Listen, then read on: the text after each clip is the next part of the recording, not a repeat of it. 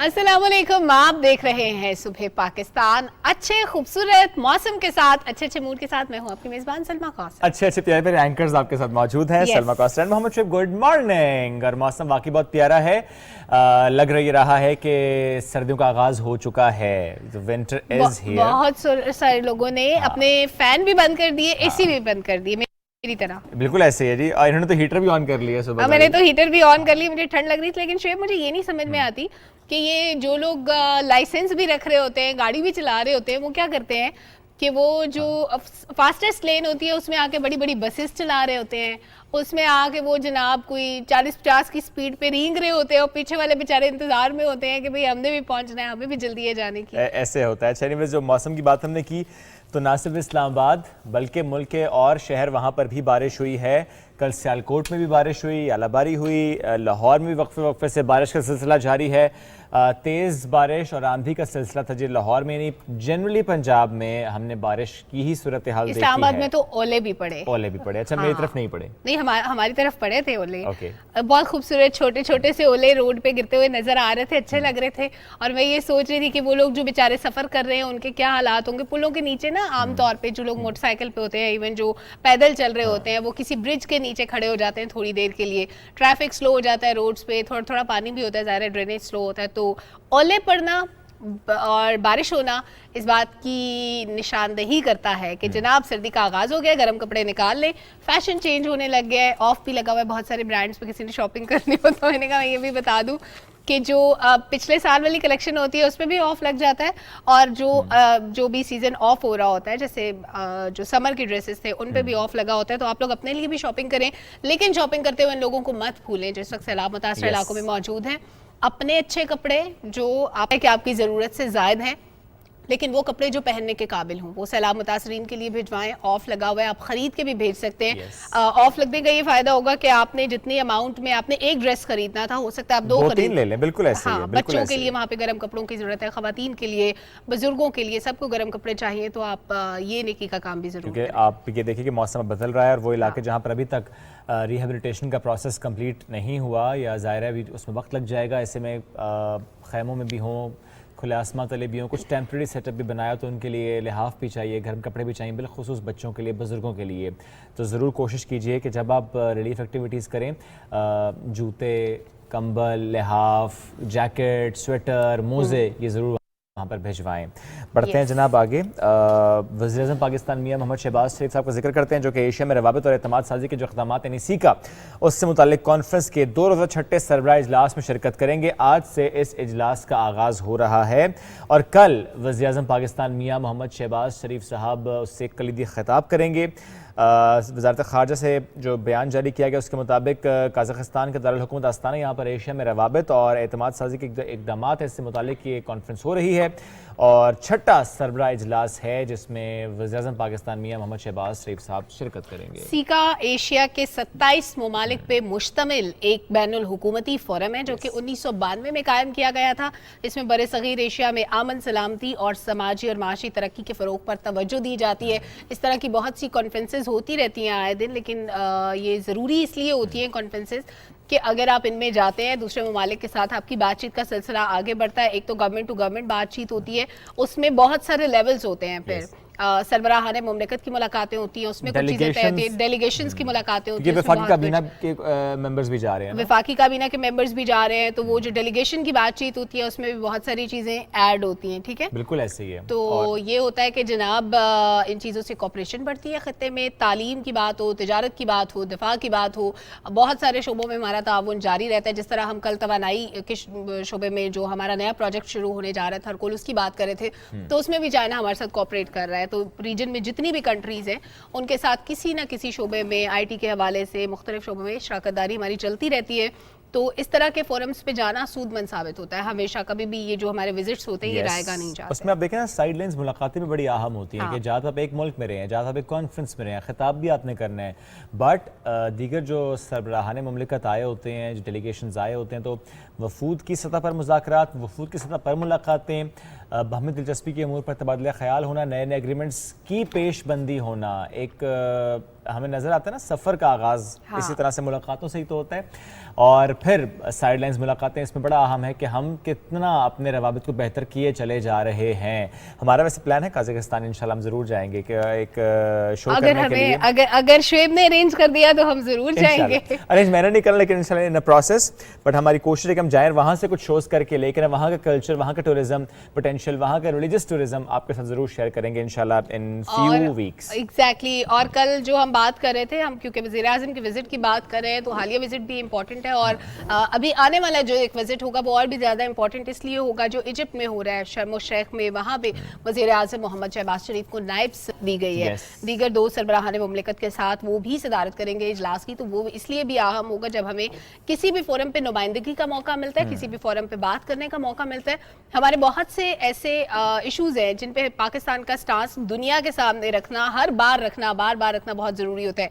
कश्मीर की बात हो, पाकिस्तान के अंदर हालिया सैलाब की बात हो, क्योंकि हम क्लाइमेट चेंज की वजह से सबसे ज़्यादा मुतासरा मुल्क हैं। उसके अलावा अफगानिस्तान में अमन जो है, उसका अमन पाकिस्तान में, दोनों कंट्रीज़ में अमन होगा तो ही हम आगे बढ़ सकेंगे, क्योंकि हमारी सरहदें मिलती हैं, हमारे बॉर्डर्स मिलते हैं, हमारा एक दूसरे की तरफ आना जाना, हमारा ट्रेड, हमारे लोगों की एक दूसरे के साथ रिश्तेदारियाँ, ये बड़ी इंपॉर्टेंट हैं कि अगर अफगानिस्तान में पीस होगा तो पाकिस्तान में पीस होगा। तो उस पर भी हम हमेशा बात करते हैं, कुछ चीज़ों पर हमारा स्टांस क्लियर होना चाहिए, और वो क्लियर करने के लिए, दुनिया को बावर कराने के लिए हमें हर फोरम पे बात करना होती है। एग्जैक्टली। अच्छा सलमा, मुझे याद है चंद हफ्ते पहले मुझसे किसी ने पूछा कि आपने यूँ तो बहुत से इंटरव्यूज़ किए हैं, अक्सर सवाल करते हैं ना कि आपको कौन सा इंटरव्यू यादगार रहा, किससे मुलाकात यादगार रही, या किससे आपका अच्छा एक्सपीरियंस या बुरा एक्सपीरियंस हुआ। और फिर एक सवाल होता है कि आप किसका इंटरव्यू करना चाहते हैं, तो मेरे जहन में जो पहला नाम आया वो था मलाला यूसुफजई साहिबा का। I really want to interview her, मैं उन्हें होस्ट करना चाहता हूँ। और कल जब ये खबर आई कि नोबेल इनाम याफ्ता मलाला यूसुफजई साहिबा पाकिस्तान पहुंची हैं, तो उस वक्त से मैं तो टीम के पीछे पड़ गया। मलाला प्लीज आप हमें शर्फे क्या होता है हमारा हमें शर्फ बख्शिए आने का, हमारे पास स्टूडियो में तशरीफ या इवन हम ये भी प्लान कर सकते हैं, चूंकि ज़ाहिर वो कल तो कराची पहुंची हैं, मुख्तलिफ उन्होंने इलाकों का दौरा किया भी और करना भी है, जो सैलाब से मुतासरा अजला हैं, बिलखुसूस सिंध, वहाँ का विजिट करेंगी। तो हम ट्राई भी कर सकते हैं सलमा कि हम खुद वहाँ पर जाएँ उनके साथ, बिकॉज कल शहजाद रॉय भी उनके साथ थे, जामिया कराची के वाइस चांसलर हैं इराकी साहब, खालिद महमूद इराकी साहब, वो भी साथ मौजूद थे। तो हमारी भी कोशिश है कि हम अगर ऐसा कोई जुगाड़ लग जाए कि हम जुगाड़ लग जाए तो हम चले जाए, और अदरवाइज मलाला से फिर रिक्वेस्ट करेंगे कि मलाला हमें शर्फे मेजबानी बख्शिए, हमारे सेट पे तशरीफ लाइए, हमें बहुत अच्छा लगेगा, या इवन स्काइप पे भी ज्वाइन करें तो चलेगा। एनीवेज बिल्कुल, किसी भी तरीके से जैसे उनके लिए। बट ये इतनी अच्छी खबर है कि उनका यहाँ पर आना, और बिलखुसूस इस वक्त में जिस वक्त हम देखते हैं कि इन्फ्लुएंसर्स का आना बहुत अहम है, तो वो यहाँ पर आ भी रहे हैं। और सैलाब से मुतासर इलाकों की हम बात करते हैं तो एक तो हम जनरली बात करते हैं रेस्क्यू, रिलीफ एंड रिहैबिलिटेशन की, but when it comes to education तो मलाला से बड़ा नाम कोई नहीं जिन्होंने एजुकेशन पर काम किया हो। तो अब मलाला आई हैं और वो ये कहती हैं, वो कोशिश भी कर रही हैं कि जो तालीम का मैदान है, जो मुतासर हुआ है इन फ्लड्स, उस पर हमें काम करना है। और कल उन्होंने विजिट भी किया है गवर्नमेंट एलिमेंट्री कॉलेज का, और वो और भी इस तरह के विजिट्स हैं वो करेंगे, इस तरह के विजिट्स भी करेंगी। और मलाला ने ना सिर्फ तालीम के शोबे में काम किया, बल्कि एज एम्बेसडर पाकिस्तान का मुस्बत चेहरा दुनिया के सामने रखा है। पाकिस्तान के लिए उन्होंने बहुत कुछ किया है। पाकिस्तान में उनके साथ एक ऐसा हादसा हुआ जिसके बाद वो मूव कर गई थी पाकिस्तान से बाहर, लेकिन उसके बाद उन्होंने दूर रहकर भी अपने बहन भाइयों का, अपने साथियों का, उन लोगों का ख्याल रखा जिनमें वो पली बड़ी हैं, उन लोगों को याद रखा। हमेशा हर फोरम पे पाकिस्तान की बात की, खवातीन की बात की, विमेन एम्पावरमेंट की बात की, और हमेशा पाकिस्तान का मुस्बत चेहरा दुनिया के सामने रखा। और क्योंकि हम तालीम के हवाले से भी बात करें तो वज़ीर आज़म मोहम्मद शहबाज शरीफ ने कहा है कि अब के तालीमी इदारों में बलूचिस्तान से ताल्लुक़ रखने वाले जितने भी स्टूडेंट्स थे, उनके स्कॉलरशिप्स पर ज़ेर तालीम तलबा और तालिबात को दरपेश माली मसाइल मेरे इल्म में लाए गए हैं। तो उन्होंने अपने ट्विटर पैगाम में कहा है कि इन तमाम तलबा के तालीमी अखराजात का 50% 50% अमाउंट वफाकी हुकूमत अदा करेगी, ताकि वो बगैर किसी परेशानी के अपनी तालीम जारी रख सकें। और इससे पहले जब चेयरमैन AGC हमारे पास तशरीफ़ लाए थे तो उन्होंने भी कहा था कि वो एरियाज़ जो फ्लड अफेक्टेड हैं उसके लिए हम गौर कर रहे हैं कि जो बच्चे फ़ीस पे नहीं कर सकते, हम कोशिश करेंगे कि उनकी तालीम का सिलसिला ना रखें, उनके हॉस्टल के ड्यूज़ माफ़ कर दिए जाए, उनकी तालीम के ड्यूज़ माफ़ कर दिए जाएँ। और यहाँ पर बच्चे जो फेडरल गवर्नमेंट के अंदर वो स्कूल नहीं आते या वो यूनिवर्सिटीज़ नहीं आती, वहाँ पे भी 50% तक उनकी फ़ीस ऑफ की जा रही है। That's very important. और इसमें आपको याद है सलमा, ये बात भी हुई थी कि वो लोग जो कि किसी ऐसे इलाके से ताल्लुक़ रखते हैं जो कि फ्लड इफेक्टेड एरिया में आता है और वो हैं किसी और शहर में, किसी और जगह पर, वहाँ पर तालीम हासिल करें या कुछ रोज़गार के लिए भी आए होते हैं। तालीम की अगर हम बात करें तो वो लोग जो कि किसी और शहर में तालीम के हुसूल के लिए आए थे, जाहिर है जब आपका ख़ानदान मुतासर हो जाए, घर बार ना रहे, तो आप वहाँ जाते हैं। ऐसे में आपकी तालीम का हर्ज ना हो, इसके लिए भी कुछ प्लान किया जा रहा है, कुछ extra classes, may be online sessions, कुछ ऐसा किया जाएगा कि उनका जो तालीम का खर्च है वो ना हो, चूँकि ज़ाहिर है उनका वहाँ पर होना भी बड़ा अहम है। और इसमें स्कॉलरशिप्स वाले स्टूडेंट्स जो कि किसी और शहर में, यानी वो जहाँ पर फ्लड नहीं है वहाँ पर तालीम हासिल करें, बट चूँकि ज़रा बलूचिस्तान, सिंध, जनूबी पंजाब, बहुत से और इलाके जो मुतासर हुए हैं, तो ज़रा फिर ये जो सारा मैकेनिज़्म है ना डिस्टर्ब हो जाता है, सिस्टम डिस्टर्ब हो जाता है, जो स्कॉलरशिप्स का मैकेनिज़्म वो डिस्टर्ब होता है। तो उसको डिस्टर्ब होने से बचाने के लिए कोशिश की जा रही है कि 50% जो है वो फेडरल गवर्नमेंट बेयर करेगी, which is very good. But हमें देखना है कि बाकी 50% का मामला कैसे तय होगा। तो हम ट्राई करेंगे कि तर्जुमान बलूचिस्तान हुकूमत को भी किसी वक्त हम टेलीफोन लाइन पर उनसे पूछ सकें कि कितने स्टूडेंट्स हैं जो कि पंजाब में या पाकिस्तान के दीगर हिस्सों में पढ़ रहे हैं और क्या मसाइल हैं उनको, किस तरह से उनको हल किया जा सकता है। अच्छा, ये वाली जो बात हो रही है शेब, ये तो स्पेसिफिकली हो रही है पंजाब के जनूबी पंजाब के जो इलाके मुतासर थे, लेकिन एक अच्छी बात यह है कि वो इलाके जो सैलाब की वजह से मुतासर थे वहाँ पे तालीमी सिलसिला शुरू कर दिया गया है, स्पेशली छोटे बच्चों के लिए। जहाँ पे बिल्डिंग अवेलेबल थी वहाँ भी, जहाँ बिल्डिंग अवेलेबल नहीं थी वहाँ भी, और अभी जो 100 घरों पर मुश्तमिल एक पूरा एक यूनिट बनाया गया था जहाँ पे 100 घर मौजूद थे, वहाँ पर भी स्कूल का इंतजाम किया गया है। तो ये बड़ी अच्छी बात है कि हम तालीम पे साथ फोकस करें। जैसे हमारा खाना पीना इंपॉर्टेंट है, हमारा रहन सहन इंपॉर्टेंट है, तालीम भी उतनी ही इंपॉर्टेंट है। अगर खुदा ना खास्ता हम इसमें पीछे रह गए तो हमारी एक नस्ल खानदगी में पीछे रह जाएगी, हम लिटरेसी रेट में नीचे आ जाएंगे। तो ये बहुत इंपॉर्टेंट है जो हम कर रहे हैं तालीम के सिलसिले में, इसमें हमें गवर्नमेंट का साथ देना है। और अगर हो सके वो तमाम लोग जो इस्तात रखते हैं किसी की फीस पे करने की, वो अगर 2-2 बच्चों की जिम्मेदारी भी उठा लें तो मेरा ख्याल है मामला खुशउस्लूबी से अंजाम पा सकते हैं। और इसमें मल्टीनेशनल कंपनीज, बड़े बड़े इदारे, जिम्मेदारी उनकी भी है कि वो भी इस तरह से इन्वेस्ट करें। ये ठीक है ना, आप इन्वेस्ट अपने मुल्क पर कर रहे हैं, अपने आने वाली नस्लों पर कर रहे हैं, कि आप ये बीड़ा उठा लें कि आप पूरा जो इलाका है जो मुतासर हुआ, आप कहें कि हम इसको रिहेबिलिटेशन की तरफ लेकर जाएंगे, नए स्कूल्स कायम करेंगे, डिस्पेंसरीज, हॉस्पिटल्स कायम करेंगे। तो अगर ये हो पाएगा तो फिर चीज़ें बहुत दुरुस्त समझ में जाएंगी। सैलाब मुतासर इलाकों में शुएब क्या कुछ हो रहा है तालीम के लिए, क्या इकदाम किए जा रहे हैं? हमारे पास एक छोटी सी रिपोर्ट भी है, अगर हम अपने व्यूअर्स के साथ शेयर कर रहे हैं।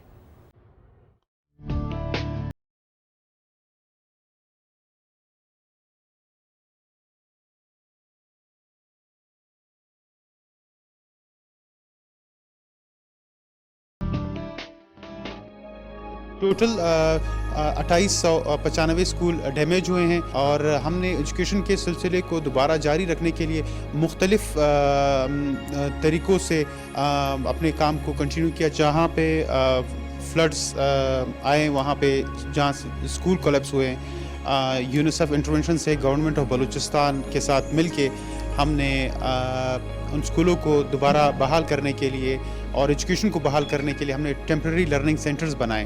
इन्हीं सेंटर्स में UN secretary general Antonio Guterres, prime minister of Pakistan Shahbaz Sharif साहब आए और उन्होंने उन सेंटर्स का बाकायदा से जायज़ा लिया और अप्रिशिएट किया। इस हवाले से यूनिसेफ की टीम के साथ मिलकर हम बहुत ज़्यादा काम कर रहे हैं। स्कूल्स हैं तकरीबन 9 डिस्ट्रिक्ट्स पे जो है अभी तक काम स्टार्ट हो चुका है। सूबा बलूचिस्तान में हालिया शदीद बारिशों और सैलाब से 2500 से ज़ायद स्कूलों को शदीद नुकसान पहुँचने के बावजूद मौजूदा हुकूमत और इंटरनेशनल डोनर्स इदारों की काविशों से तालीमी सरगर्मियाँ जारी है, जो काबिल तहसीन है। मीर सलाम जोगेज़ई, PTV न्यूज़, कोयटा। ये रिपोर्ट आपने मुलाहिजा की, सैलाब मुतासर इलाकों में तालीमी सरगर्मियाँ बहाल हो चुकी है। अच्छी बात है, हम सबको गवर्नमेंट का साथ देना है। कल एक अफसोसनाक खबर हम तक पहुंची, वो ये थी कि हुर्रियत रहनुमा सैयद अली गिलानी साहब जो थे मरहूम, उनके दामाद अल्ताफ़ अहमद शाह साहब दौरान हिरासत इंतकाल कर गए। वो तिहाड़ की बदनामे ज़माना जेल में बंद थे, उनको 5 साल से वो कैद थे और उनको हेल्थ फैसिलिटीज़ नहीं दी जा रही थी। और उनकी जो बेटी हैं रोवा शाह, उन्होंने कई बार अपील की, गवर्नमेंट को कहा कि उनके वालिद को सेहत की सहूलियात दी जाए, लेकिन सेहत की सहूलियात ना देने की वजह से उनकी सेहत दिन ब दिन मज़ीद ख़राब होती गई और कल उनका इंतकाल हुआ, जिस पर पाकिस्तान ने उनकी जो इस तरह दौरान हिरासत जो उनका इंतकाल था उस पर पाकिस्तान ने शदीद एहतजाज किए। इन्वेस्टिगेशन का मुतालबा भी हम कर रहे हैं, हम इन्वेस्टिगेशन का मुतालबा भी कर रहे हैं, लेकिन एक मुतालबा और है सलमा जो कि बहुत अहम है यहाँ पर जिक्र करना उसका, कि मुतालबा यह है कि अल्ताफ़ अहमद शाह की जो मैयत है उसको फौरी तौर पर उनके अहले खाना के हवाले किया जाए ताकि उनकी ख्वाहिश के मुताबिक उनके सुपुर्द खाक किया जा सके। अब ये देखिए कि दौरान हिरासत इंतकाल ये तो मामला अपनी जगह, अभी तो इसकी इन्वेस्टिगेशन होगी लेकिन मैयत भी नहीं दे रहे अभी। और सैयद अली गिलानी साहब के केस में भी यही हुआ था कि उनकी मैयत वरसा के हवाले नहीं की जा रही थी। देखिए एक जुल्म तो ये है कि आपने एक शख्स को, बेकसूर शख्स को आपने कई सालों तक जेल के अंदर बंद रखा, उसको सेहत की सहूलियात नहीं देगी, उन पर तशद्दुद किया गया, उनको खाने पीने की सहूलियात उस तरह से नहीं दी जाती है, काम बंदे की जो खुराक की ज़रूरियात होती है वो नहीं पूरी हो रही होती है, और फिर उसके बाद अगर एक बंदा जेल में बंद है, उसकी उम्र ज़्यादा है, आप उसको खाने को नहीं देते, आप उसको हेल्थ फैसिलिटी नहीं देते, अगर उसकी डेथ हो जाती है तो आप उनके वरसा को शक्ल तक नहीं देखने देते, उनका चेहरा तक नहीं देखने देते, आखिरी दीदार नहीं करने जनाजे देते। में किसी को शिरकत नहीं करने देते। इससे बड़ा जुल्म क्या होगा? मतलब ये तो इंसान किसी दुश्मन के साथ भी नहीं करता। पाकिस्तान ने हमेशा भारतीय जासूस भी पकड़ा तो उसको भी अहले खाना से मिलने की इजाजत दी, लेकिन भारत ये जो जुल्म कर रहा है इस पर पाकिस्तान ने इन्वेस्टिगेट करने का भी मुतालबा किया और अपना एहतजाज भी रिकॉर्ड करवाया। जो जाने वाले वो तो चला गया, लेकिन ज़ाहिर है एक ऐसा मामला पीछे छोड़ गया जिस पर हम बात भी कर रहे हैं और हम बात करते चले जाएंगे क्योंकि ऐसी ये पहली नहीं है। एनीवेज, जब जाने वालों की बात करें तो आज एक और शख्सियत है जिनको हम याद करते हैं। 52 बरस बीत गए हैं मुस्तफ़ा ज़ैदी साहब को दुनिया से रुखसत हुए। खूबसूरत लबो लहजा था उनका। शायर मुस्तफ़ा ज़ैदी 10 अक्टूबर 1930 इलाहाबाद में पैदा हुए। क़याम पाकिस्तान के बाद पाकिस्तान आए और सिविल सर्विस से मुंसलिक हुए। खूबसूरत उनकी आवाज़, खुशगो शायर। आज उनको बिछड़े 52 बरस बीत के, तो हमने सोचा कि उनको भी याद करें। कुछ तस्वीरें हम उनकी आपके साथ इस वक्त शेयर भी कर रहे हैं। और कुछ उनके अगर शेरी मजमुओं का जिक्र कर दें तो रोशनी, गरेबान, शहर आरजू, कवाए साज और कोहे निदा, ये कुछ ऐसे शेरी मजमुए थे जो बहुत मकबूल हुए। इसके अलावा भी उनका बेशुमार काम है और जदीद उर्दू शायरी की बात करें तो एक मुकम्मल बात की हैसियत रखते हैं वो। और 12 अक्टूबर 1970 वो दिन जब अपने फ्लैट पे वो मुर्दा हालत में पाए गए थे। कराची के खुरासान बाग के कब्रिस्तान में आसूदे खाक हैं। चलें बढ़ते हैं आगे, और ख़बरें भी हैं लेकिन अपने गेस्ट की तरफ बढ़ते हैं। और आज का हमारा जो मौजू है वो है आर्थराइटिस, क्योंकि आज दुनिया भर में आर्थराइटिस का दिन मनाया जा रहा है। गठिया जो है इसको कहते हैं। सुबह हम डिस्कस भी कर रहे हैं कि बड़ा डिफरेंस। अच्छा, जब लिखा होता है उर्दू में ना तो ये घटिया समझा जाता है। बीमारी कोई भी हो वो घटिया ही होती है, कभी अच्छी नहीं होती। नहीं, वैसे अम्मी से बात हमने कहा बड़ी घटिया बीमारी है, बड़ी घटिया बीमारी है। ज़ाहिर तंग बहुत करती है ना। अब इसका इस दिन के मनाने का मकसद क्या है कि इस मरज़ की जो अलामात हैं उस पर बात की जाए, आगाही हो, ताकि हम इसका इलाज करवा सकें, वक्त पर इलाज करवा सकें। बिलखुसूस अगर हम ख़वातीन की बात करें, बिकॉज़ ज़ाहिर है वक्त के साथ साथ हम देखते हैं ख़वातीन में ऑस्टियोपोरोसिस या फॉर दैट मैटर जिस तरह डीजनरेशन ऑफ द बोन्स होती है तो इनको मुतासर होने का खदशा ज़्यादा होता है। हाथ, कलाई, घुटने, पैर, ये जो हड्डियां हैं या जोड़ हैं इसकी सूजन हो जाती है और इसमें दर्द होता है, बहुत ज़्यादा दर्द होता है। रीजंस क्या हैं, जेनेटिक फैक्टर्स कितने होते हैं, इन्वायरमेंटल फैक्टर्स कितने होते हैं, मैनेज होता है या ट्रीट होता है, सब पर बात करेंगे। We have with us doctor Khwaja Sajid Aslam साहब। अस्सलाम वालेकुम जी। कैसे हैं? ठीक। डॉक्टर साहब, सबसे पहले तो ये बताएं कि अगर किसी शख्स को ऐसी शिकायत है कि ऐसा लग रहा है कि शायद आर्थराइटिस का प्रॉब्लम है, किस डॉक्टर के पास जाए? उस डॉक्टर की स्पेशलिटी क्या होनी चाहिए? आर्थराइटिस बेसिकली तो ऑर्थोपेडिक सर्जरी है। ऑर्थोपेडिक डॉक्टर के पास जाना ऑर्थोपेडिक, क्योंकि हड्डियों का प्रॉब्लम है, जोड़ों का प्रॉब्लम है, तो आप हड्डियों के डॉक्टर के पास ही जाएंगे। ठीक। और इब्तदाई अलामात में सूजन होगी, जोड़ों में दर्द होगा, और वो जोड़ सारे जोड़ एट अ टाइम भी हो सकते हैं और उनमें से कोई 2 या 3 ऐसे पॉइंट। बेसिकली लोगों को पहले ये पता होना चाहिए कि आर्थराइटिस होता क्या है। हाँ। क्योंकि हर जोड़ की बीमारी आर्थराइटिस नहीं होती। okay. हर उंगलियों का दर्द हो, हाथों का दर्द हो, ये जरूरी नहीं है कि ये आर्थराइटिस हो। बेसिकली एग्जैक्टली आर्थराइटिस ये चीज़ है कि जो किसी भी जोड़ को देखें, चाहे वो स्मॉल जॉइंट हो फिंगर का, या बिग जॉइंट नी का हो, हिप का हो, बिग जॉइंट्स हो, आप हमेशा उसके 2 हड्डियों के बीच में खाली जगह देखते हैं, नोट करते हैं हमेशा एक्सरे पे। वो बेसिकली खाली जगह नहीं होती है, वहाँ पे कार्टिलेज होता है, स्पंज की तरह की चीज़ होती है, सॉफ्ट बोन होती है, जो कि एक्सरे पे नज़र नहीं आती है। वो कुशन का इफेक्ट देती है, नी जॉइंट को वो कुशन का इफेक्ट देती है जब आप चलते हैं, हिलाते हैं तो, ताकि ये बोन्स आपस में स्ट्राइक ना करें। तो ये कुशन जो है ना बेसिकली ये घिस जाता है over the period of time, तभी ये हड्डियाँ करीब होकर एक दूसरे के साथ जुड़ जाती हैं, फिर इसको हिलाने में पेन होता है। इसको आर्थराइटिस कहते हैं। इसकी बहुत सारी इकसाम है, जैसे अभी आपने कहा ना कि पैदाइशी होता है उसको रिमेटॉइड आर्थराइटिस कहते हैं, जो ओल्ड एज में होता है उसको ऑस्टियोआर्थराइटिस कहते हैं, इन्फेक्टिव आर्थराइटिस है, सेप्टिक आर्थराइटिस अच्छा, है। पैदाइशी भी हो सकता है, जरूरी जी नहीं हाँ। कि उम्र के साथ साथ हो। यानी जो पैदाइशी तौर पर सॉफ्ट बोन का ना होना, नहीं, सॉफ्ट बोन होती है लेकिन वो इन्फ्लेमेटरी आर्थराइटिस होता है। और सर ये इसमें सिर्फ घुटने आते हैं जिसमें सॉफ्ट बोन होती है, या ये एंकल जॉइंट भी हो सकता है? All joints from head to toe सारे, चाहे वो स्मॉल जॉइंट्स हैं फिंगर्स के, चाहे वो हिप और नी के बिग जॉइंट्स हैं, शोल्डर के बिग जॉइंट हैं, सब जॉइंट्स में हमेशा आपको स्पेस नजर आएगी। और सर अब ये एक पेशेंट खुद कैसे डिफाइन करे कि अगर मैं अपने एंकल को मूव नहीं कर पा रहा या घुटने में प्रॉब्लम हो रही है, उसकी सिवियरिटी कितनी होनी चाहिए, तो तब ये डिफाइन होगा कि ये आर्थराइटिस है या अदरवाइज? जनरली स्पीकिंग अगर किसी भी पेशेंट को बगैर चोट के कोई भी जॉइंट का पेन हो जो 2 हफ्ते से ज़्यादा हो, चोट लगेगी तो जाहिर सी बात है ना, वो तो फ़ौरन हॉस्पिटल जाएगा, लेकिन बगैर चोट के अगर 2 हफ्ते से ज़्यादा पेन है किसी भी जोड़ में, उसको ऑर्थोपेडिक सर्जन के पास जाना चाहिए to find out the reason कि क्या रीज़न है उसमें, वो चाहे कोई छोटा सा जोड़ ही क्यों ना हो। छोटा सा जोड़ ही क्यों ना हो। अच्छा, जनरली किसी एक जोड़ में ये होता है या पूरी बॉडी में स्टार्ट हो सकता है? आर्थराइटिस हमेशा एक जोड़ में स्टार्ट होता है, एक जोड़ में पहले स्टार्ट होगा, फिर और आहिस्ता फिर आहिस्ता बढ़ ग्रेजुअली जाएगा? दूसरे जोड़ में, फिर ऐसे हिप में, नी में, लेकिन मोस्ट कॉमन जो है वो नी जॉइंट है। अच्छा, सबसे कॉमन नी है, सबसे ज़्यादा नी है, फिर बुजुर्गों में हिप होता है, उसके बाद फिर शोल्डर, फिर बाकी स्मॉल जॉइंट्स ऑफ हैंड और फीट। ओके, ज़्यादा बुजुर्गों में होता है? एज के साथ है, बच्चों में भी होता है, वो कह रहे बच्चों हैं में कि तो फिर पैदाइशी वो भी होता है। रिमेटॉइड different होएगा है ना। हाँ। जी हाँ, जी हाँ। अच्छा सर, ये बताएं कि अगर लेट्स सपोज कि किसी को आर्थराइटिस का प्रॉब्लम हो रहा है, क्या उसके जो जॉइंट्स हैं उनके अंदर फ्लूइड जमा हो जाता है, लिक्विड होता है जिसकी वजह से पेन होता है, ये जॉइंट्स घिस जाने की वजह से होता है? बेसिक जो ओल्ड एज में होता है, जो मोस्ट कॉमन है, मोस्ट कॉमन ऑस्टियोआर्थराइटिस है जो ओल्ड एज में, एज के साथ साथ होता है, उसमें तो जॉइंट की वो जो सॉफ्ट बोन है वो घिस जाती है, तभी बोन्स करीब होती हैं, फिर मूवमेंट करने में पेन होता है। लेकिन अगर आप इन्फ्लेमेटरी आर्थराइटिस, वो यूरोप में, वेस्ट में ज़्यादा कॉमन है, एशियन कंट्री में इतना कॉमन नहीं है, तो वो तो पैदाइशी तौर पे जब वो 20s में पहुंचते हैं, फिर जॉइंट्स की swelling, pain, early morning stiffness, और वो उसमें लिक्विड जमा हो जाता है? उसमें लिक्विड दोनों में जमा होता है बेसिकली। अच्छा, जब बोन स्ट्राइक करती हैं तब भी बॉडी ज़्यादा लिक्विड बनाती है, तो हमेशा आपको बूढ़े लोगों को देखा होगा जॉइंट सोलन होते हैं, बिकॉज फ्लूइड ज़्यादा आ जाता है, बॉडी बनाती है ताकि और ज़्यादा रब ऑफ ना हो बोन्स। ओके, जो यंग एज में होता है उसमें तो इन्फ्लेमेटरी है, उसमें तो फ्रॉम द बिगिनिंग फ्लूइड ज़्यादा होता है। ठीक है। अब ऑस्टियोआर्थराइटिस में ज़्यादातर ख़वातीन मुतासिर होती हैं? प्रीडोमिनेंट है, फीमेल्स में स्लाइटली ज़्यादा है, बट इट्स कॉमन इन दोनों में कॉमन दोनों में होता है। अब जब मालूम हो गया कि ऑस्टियोआर्थराइटिस है, एज जो भी हो, ज़्यादा तो ओल्ड एज से हो रहा है, तो इसका फिर इलाज क्या होता है? क्या मेडिसिन होती है, over the counter pain killers होते हैं, या कि सर्जरी होती है? जो यंग एज है ना, जो एशियन कंट्रीज़ हैं, यहाँ तो यंग एज में 40s में स्टार्ट हो जाता है आर्थराइटिस, ऑस्टियोआर्थराइटिस।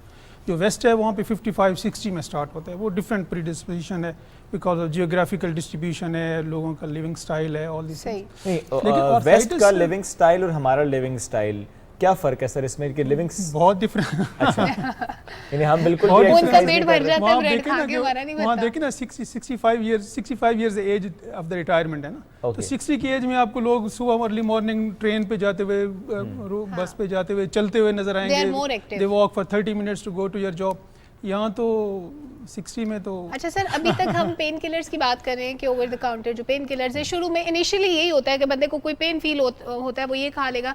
क्या लेटर स्टेजेस पे अगर किसी को बहुत ज़्यादा प्रॉब्लम है तो फिर ऑपरेशंस की तरफ जाना पड़ता है, और अगर बोन के जो जॉइंट्स हैं वो घिस गए हैं तो क्या फिर रिकंस्ट्रक्शन होती है, क्या उसमें आर्टिफिशियल बोन्स डाली जाती हैं, क्या होता ये है? बड़ा इंपॉर्टेंट है लोगों के लिए जानना, क्योंकि आज से 20 years ago एशियन कंट्रीज़ में 20 years ago लोगों को ये ट्रेडिशनली ये कंसेप्ट था कि ये आपकी बुढ़ापे की निशानी है और आपने इसी के साथ ही बाकी की ज़िंदगी गुजारनी है। इट वाज ट्रेडिशनली ऐसे ही चल रहा था, लेकिन ये जो रिप्लेसमेंट सर्जरी है, जो इसको क्योर है, इसकी ट्रीटमेंट, वो वेस्ट में तो बहुत पहले थी, 50s में स्टार्ट हो गई थी। एशियन कंट्री में लेट अभी लास्ट 20 years में ज़्यादा कॉमन हुई है। तो इसका क्योर है, इसका मुकम्मल इलाज है। और लोगों ने जहाँ साइंस में दूसरी चीज़ों में तरक्की की है, मोबाइल में देखें ना, टच स्क्रीन, कैमराज, इसी तरह मेडिसिन में भी बड़ी तरक्की हुई है। देखें ना, लिवर ट्रांसप्लांट स्टार्ट हो गया है, कार्डियक ट्रांसप्लांट स्टार्ट हो गया है, shoulder replacement, knee replacement, hip replacement. अभी हम जॉइंट रिप्लेसमेंट कर तो सकते हैं। जॉइंट रिप्लेसमेंट तो इज़ वेरी कॉमन। वेस्ट में अगर जाएँ तो यहाँ जिस तरह एशियन में अपेंडिक्स कॉमन है, अपेंडिसेक्टमी, इसी तरह वहाँ रिप्लेसमेंट इतनी कॉमन है। तो ये क्योरेबल डिजीज़ है, लेकिन वो स्टेजेस में करते हैं। कि अगर आपकी अर्ली स्टेज में है तो आप फिजियोथेरेपी करते हैं, क्वाड्रिसेप्स स्ट्रेंथनिंग एक्सरसाइज करते हैं, मेडिसिन लेते हैं, इंजेक्शन यूज़ करते हैं, बॉडी वेट कम करते हैं। लेकिन अगर एडवांस स्टेज में हो जाए तो फिर replacement is the best option. अच्छा सर, बहुत सी बीमारियों का ताल्लुक ओवरवेट से होता है। अब अगर किसी शख्स का जो एक्चुअल वेट है उससे 5 से 7 केजी ज़्यादा है, क्या हम उसको भी ओवरवेट काउंट करते हैं? क्या उसका भी रिड्यूस करना ज़रूरी है अगर उसको कोई मेडिकल प्रॉब्लम है, उसको कम करने के लिए, अवॉइड करने के लिए? वेट जो है वो ओवरवेट है, ओबेसिटी है, मॉर्बिड ओबेसिटी है, वो तो डिपेंड करता है बॉडी मास इंडेक्स पे कि कितनी आपकी हाइट है और कितना आपका वेट है। जनरली स्पीकिंग आपका वेट हो, किसी इंसान का अपना वेट हो, या वो जो वेट कैरी करता है उठा के चलता है, ये दोनों बायोमैकेनिकली आपकी स्पाइन से हो के, ये फोर्सेस है ना basically, weight is a force, तो बायोमैकेनिकली ये स्पाइन से हो के हिप में, फिर नी में, फिर एंकल में और फिर फुट से बाहर जाती हैं बायोमैकेनिकली। तो जितनी आपका अपना वेट ज़्यादा होगा, जितना आप वेट कैरी करेंगे, उतनी ही डिजेनरेटिव चेंजेस, उतनी ही फोर्सेस ज़्यादा होंगी, उतना वेयर एंड टियर ज़्यादा होगा जॉइंट का, उतनी आर्थराइटिस अर्ली होएगा। बिल्कुल ठीक है। एक सिंपल एक्सरे से मालूम हो जाता है कि ऑस्टियोआर्थराइटिस है?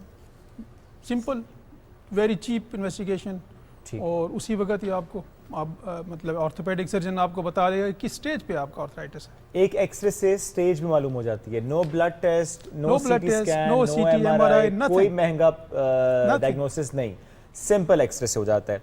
पाकिस्तान में कितना कॉमन है सर्जरी की तरफ बढ़ जाना, और इजी ऑप्शंस भी होते हैं, चीप ऑप्शंस भी होते हैं? पाकिस्तान में इतना कॉमन नहीं है। ओके, लाइक एशियन कंट्रीज़ की बात कर लें, इतना कॉमन नहीं है। रीज़न इसके अवेयरनेस बहुत कम है। जिस तरह अभी आप ये पब्लिक अवेयरनेस प्रोग्राम कर रहे हैं, लोगों को पता चलेगा कि ये भी एक क्योरेबल डिजीज है, इसका मुकम्मल इलाज है। अदरवाइज तो लोग उसके साथ जीना सीख जाते हैं, गोटे गिट्टे पकड़ के बैठे रहते हैं मोस्ट ऑफ द टाइम। एक तो सबसे सोशो इकोनॉमिक लोगों की रीज़न है कि लोग, दूसरा अवेयरनेस इतनी कम है कि लोग हर दूसरी चीज़ पे इन्वेस्ट करना खुशी महसूस करते हैं। गाड़ी ले लेंगे, पैसे आएंगे तो घर ले लेंगे, अच्छे कपड़े पहन लेंगे, लेकिन अपनी सेहत पे that will be the last priority. नहीं, क्या इसमें एक बैरियर ये होता है कि हम ये सोचते हैं कि सर्जरी का एक खौफ होता है, अगर सर्जरी कराई तो जो अभी है वो भी ना रहेगा, जितना चल पा रहे हैं वो भी ना चल पाएंगे, तो ये एक फेयर है। क्वेश्चन बहुत वैलिड है। मेरे पास जितने पेशेंट आते हैं वो यही कहते हैं, मतलब जब उनसे पूछा जाए ना, डिग आउट किया जाए, तो वन ऑफ द फेयर के अभी चल रहे हैं थोड़ा बहुत, ये ना हो कि ऑपरेशन के बाद उससे भी जाएँ। मैं जितने पेशेंट्स का रिप्लेसमेंट करता हूँ, चाहे वो नी है या हिप रिप्लेसमेंट है, ऑपरेशन के 6 आवर्स के बाद, 6 घंटे के बाद पूरा वेट डाल के चलते हैं सर। और दो दिन के बाद चले जाते हैं। तो अगर इतने बड़े ऑपरेशन के बाद 6 घंटे के बाद अगर पूरा वजन डाल के चले तो खौफ नहीं रहना चाहिए। सर, 2 चीज़ें बड़ी इंपॉर्टेंट होती हैं। एक तो कोई भी पेशेंट किसी भी ऑपरेशन से पहले कॉमनली ये समझता है कि डॉक्टर का सक्सेस रेट देखना चाहिए, चाहे वो हार्ट सर्जरी है, नी सर्जरी है, कोई सी भी है। और दूसरा ये कि अगर कोई रिप्लेसमेंट की तरफ जाता है, knee replacement, hip joint replacement अक्सर लोग करवाते हैं, उस पे कॉस्ट कितनी आती है? Is it very expensive? Cost तो प्रोसीजर की बेसिकली इस पे डिपेंड करता है। ये जो इम्प्लांट है ना, ये पाकिस्तान में नहीं बनते हैं। ऑर्थोपेडिक के जो इम्प्लांट्स हैं, लाइक रॉड्स हैं, प्लेट्स हैं, वो सारी पाकिस्तान में बनती हैं और बहुत अच्छी क्वालिटी की हैं। जो रिप्लेसमेंट सर्जरी के हैं, नी के हैं, हिप शोल्डर के इम्प्लांट्स हैं, वो एक्सपेंसिव होते हैं, वो इंपोर्ट करते हैं। ठीक। तो वो जितने इंपोर्ट के ज़ाहिर चार्जेस बढ़ते जाते हैं, डॉलर रेट उसको ये भी बढ़ते जाते हैं, तो ये थोड़ा सा एक्सपेंसिव है। बिल्कुल, बट उतना एक्सपेंसिव नहीं है जितना 5 साल एक बंदा डॉक्टर्स के चक्रों में मेडिसिन लेता रहता है, फिर वो और डॉक्टर चूज करते हुए ये भी देखना चाहिए सक्सेस रेट कितना है सर्जरीज का। मेरी अपनी राय ये है कि डॉक्टर चूज करने के लिए ना सबसे अहम चीज़ ये है कि उसकी क्वालिफिकेशन देखी जाए। ठीक। सबसे अहम चीज़ है लोगों को ये पता हो कि ये बंदा हर ऑर्थोपेडिक सर्जन रिप्लेसमेंट नहीं करता है। ठीक। ऑर्थोपेडिक के बाद फर्दर आपको फेलोशिप करनी होती है रिप्लेसमेंट सर्जरी, स्पाइन के लिए, शोल्डर के लिए। तो ये देखना बड़ा ज़रूरी है कि ये क्वालिफाइड डॉक्टर है, ये रिप्लेसमेंट सर्जरी करता है, पहले करता रहा है, नहीं करता रहा। लेकिन जैसे मैंने बताया ना कि अवेयरनेस की बहुत कमी है, तो लोगों की पहली प्रायोरिटी ये होती है कहाँ पे सस्ता होता है। तो लोगों की प्रायोरिटी है कि दवाई से काम चल जाए। हाँ। दवाई उसके बाद तो बहुत ही बात की बात है, पहले दवाई फिर के सस्ता इलाज हो, सस्ती सर्जरी। उसके बाद अगर कराना भी पड़ जाए तो फिर उनकी प्रायोरिटी होती है चीप ऑप्शंस की तरफ जाते हैं। बट ये रिप्लेसमेंट सर्जरी है, they have to be very very careful. ये वो नहीं है कि आपने यहाँ काट और प्लेट डाल दी, फिर वो नॉन यूनियन गई तो उतार के फिर और लगा दी। और सर, पब्लिक अवेयरनेस के लिए एक और चीज़ अगर आप डिफाइन कर दें कि हर ऑर्थोपेडिक सर्जन स्पाइन सर्जरी नहीं करता, स्पाइन सर्जन अलग होते हैं, राइट? वेस्ट में ये सब स्पेशलिटीज़ हैं। Okay. आप मेन ऑर्थोपेडिक में गए, उसके बाद सब स्पेशलिटीज़ हैं, आप स्पाइन करते हैं, आप replacement hip and knee replacement surgery करते हैं, आप फुट एंड एंकल करते हैं, आप हड्डियों के कैंसर्स का करते हैं। लेकिन एशियन कंट्रीज़ में gradually slowly is getting towards that, but generally वो सब स्पेशलिटीज़ डेवलप नहीं हो सकी। लेकिन काफी हद तक हम इसमें कामयाब हुए। एग्जैक्टली। लेकिन क्या ये आर्थराइटिस से आपकी रीढ़ की हड्डी भी मुतासर होती है? आर्थराइटिस जब स्टार्ट होता है तो फिर सबसे पहले जैसे मैंने बताया ना कि बिग जॉइंट्स इन्वॉल्व होते हैं, नी, उसके बाद हिप, उसके बाद शोल्डर, उसके बाद every joint of the body, spine हो गई, स्मॉल जॉइंट्स फिंगर के हो गए, टोज हो गई, फिर सारे जॉइंट्स इन्वॉल्व। यानी पहले नहीं होगी, पहले बिग जॉइंट्स, पहले बिग जॉइंट्स ही होंगे। ठीक है, बहुत शुक्रिया सर, साथ मौजूद थे, साहम दिन की मुनासबत से बात लिए, अलामात की बात भी की, इलाज की बात भी की। बहुत अहम है कि आप किसी मुस्तनद डॉक्टर के पास जाएं, एक सिंपल सा एक्सरे, उससे डिटरमिन हो जाएगा कि एक ही ऑस्टियोआर्थराइटिस है और दूसरा किस स्टेज पर है, क्या होना चाहिए, फिजियोथेरेपी होनी चाहिए या कि सर्जरी होनी चाहिए, तो डॉक्टर ही डिफाइन कर रहा होता है पेशेंट की कंडीशन को देखते हुए। बढ़ते हैं आगे एक और मौजू की तरफ, और वो है अक्सर हम ये देखते हैं ना कि रोबोट्स आ रहे हैं, बच्चे हैं जो रोबोट खबरें पढ़ रहे होंगे कल को बैठे वो हुए। मैं नहीं पढ़ने दूंगा रोबोट्स खबरें। वरना हमारी नौकरियां कहाँ जाएंगी भाई? बिल्कुल नहीं।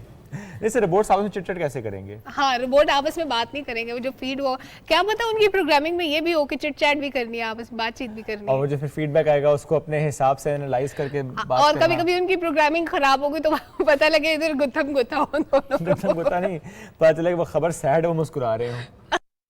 ये भी हो सकता तो है। never know, इसलिए Programming का fault भी हो एंकरिंग सकता पे है। नहीं आना, रोबोट भाईजान एंकरिंग पे बिल्कुल नहीं आना, बाकी जगहों पे आप जाएं। वेटर भी तो होते हैं रोबोट। हाँ, अच्छा, मुल्तान में रिमेंबर कुछ फ्यू इयर्स बैक एक हाँ। वो रोबोट था और वो सर्व कर रहा था पिज्जा और समथिंग। और अभी कुछ ऐसा भी कुछ रेस्टोरेंट्स ने स्टार्ट कर दिया है पाकिस्तान में, कुछ बड़े रेस्टोरेंट्स ने, बड़ी चेन्स ने, कि वो रोबोट टाइप की वहाँ पे सिस्टम्स लगे होते हैं, आप जाते हैं अपना ऑर्डर प्लेस करते हैं, लेकिन बंदों को लेके आना पड़ता है, फिर मैन पावर खतरे में बढ़ जाती है ना आपकी, उनका रोजगार खत्म हो जाता है। अगर आप सारे पैसे जो आपने सैलरीज देनी होती है मंथली, वो आप एक ही दफा इन्वेस्ट करके रोबोट लेंगे तो कैसे चलेगा? अच्छा, अब अगर आप मक्का चले जाएं, अब मस्जिद हरम की बात हम करें तो वहाँ पर भी क्या है, सफाई जो खाना काबा की छत की अब हो रही है वो रोबोट से हो रही है, जमजम आपको दिया जा रहा है तो रोबोट के थ्रू दिया जा रहा है। तो ये जितनी टेक्नोलॉजी है ना, हम आगे दौर में बढ़ रहे हैं, तो जब टेक्नोलॉजी की बात करते हैं और हम अगर ये कहें कि 2030 यानी आज से 6-8 साल बाद 30% जो जॉब्स हैं वो रोबोट कर रहे होंगे, बाकी क्या करेंगे? वैसे बाकी फिर इंतजार करेंगे, नौकरियां कारोबार दुआएं करेंगे, नहीं बाकी रोबोट बनाएंगे। नहीं, रोबोट कितने लोग बना लेंगे शुएब? मतलब मैं कहती हूँ कि अगर लेट्स सपोज कि हमें 5 करोड़, एक रफ आइडिया के मुताबिक अगर नौकरियों की जरूरत है 22 करोड़ आबादी में से, तो उन 5 करोड़ में से 1 करोड़ रोबोट बना लेंगे, बाकी के काम रोबोट कर देंगे, बाकी 4 करोड़ आवाम क्या करेगी? दुआएं। रोबोट की हिफाजत, गन पकड़ के रोबोट वहाँ चोरी ना हो जाए, इस पे बात आज हम करेंगे। बिकॉज ज़ाहिर है हम देख रहे हैं कि अब बच्चे सीख भी रहे हैं, आर्टिफिशियल इंटेलिजेंस हो या हम इस तरह देखें कि स्टेम एजुकेशन की तरफ भी आ रहे हैं, रोबोट्स बना भी रहे हैं, और कितना इसका फ़ायदा होने वाला है, क्या वाकई बच्चों को अब रिवायती तालीम के साथ साथ रोबोटिक्स की तरफ आना चाहिए? We have our guest with us, Rehan Haq sahab ने ज्वाइन किया। अस्सलाम वालेकुम जी, कैसे हैं आप? Thank you so much for having me. आपका बहुत शौक है रोबोट्स की तरफ? रोबोट्स का इमर्जिंग टेक्नोलॉजीज पे Okay. जैसे आप माशाल्लाह बहुत अच्छी बात कर रही थी कि 4 करोड़ का क्या होगा। अब आज अगर हम देखें तो कंज्यूमर के जो प्रोडक्ट्स हैं सबके पीछे टेक्नोलॉजी है। Yes. हम पहले यूज़ नहीं करते थे मोबाइल फ़ोन, अब एवरी सेकंड वन के पास मोबाइल फ़ोन होता है, टेक्नोलॉजी उसके साथ चल रही होती है। तो अब जो भी प्रोडक्ट बनती है उसमें टेक्नोलॉजी को मद्देनज़र रखा जाता है, और टेक्नोलॉजी को जो फ्यूल करता है वो है कोड। कोडिंग के बगैर कुछ नहीं हो सकता, क्योंकि अच्छा, आप बात नहीं कर सकते रोबोट से या फिर आप टेक्नोलॉजी से। समझा ये जाता है कि रोबोट लेंगे, बटन दबाएंगे, काम शुरू कर देगा। अब उसके बिहाइंड द सीन, अगर बिहाइंड द कर्व जाके देखें, होगा कैसे, करेगा कौन? आज की दुनिया में अगर मैं देखूं कि यूके में इस वक्त सबसे बड़ा जो प्रॉब्लम है वो स्किल्स गैप है, कि उनके पास टेक्नोलॉजी के लोग नहीं हैं। All time high right now से यूके की बात कर रहा हूँ, $60 बिलियन अमेरिका स्पेंड करता है एजुकेशन पे, जो पे है।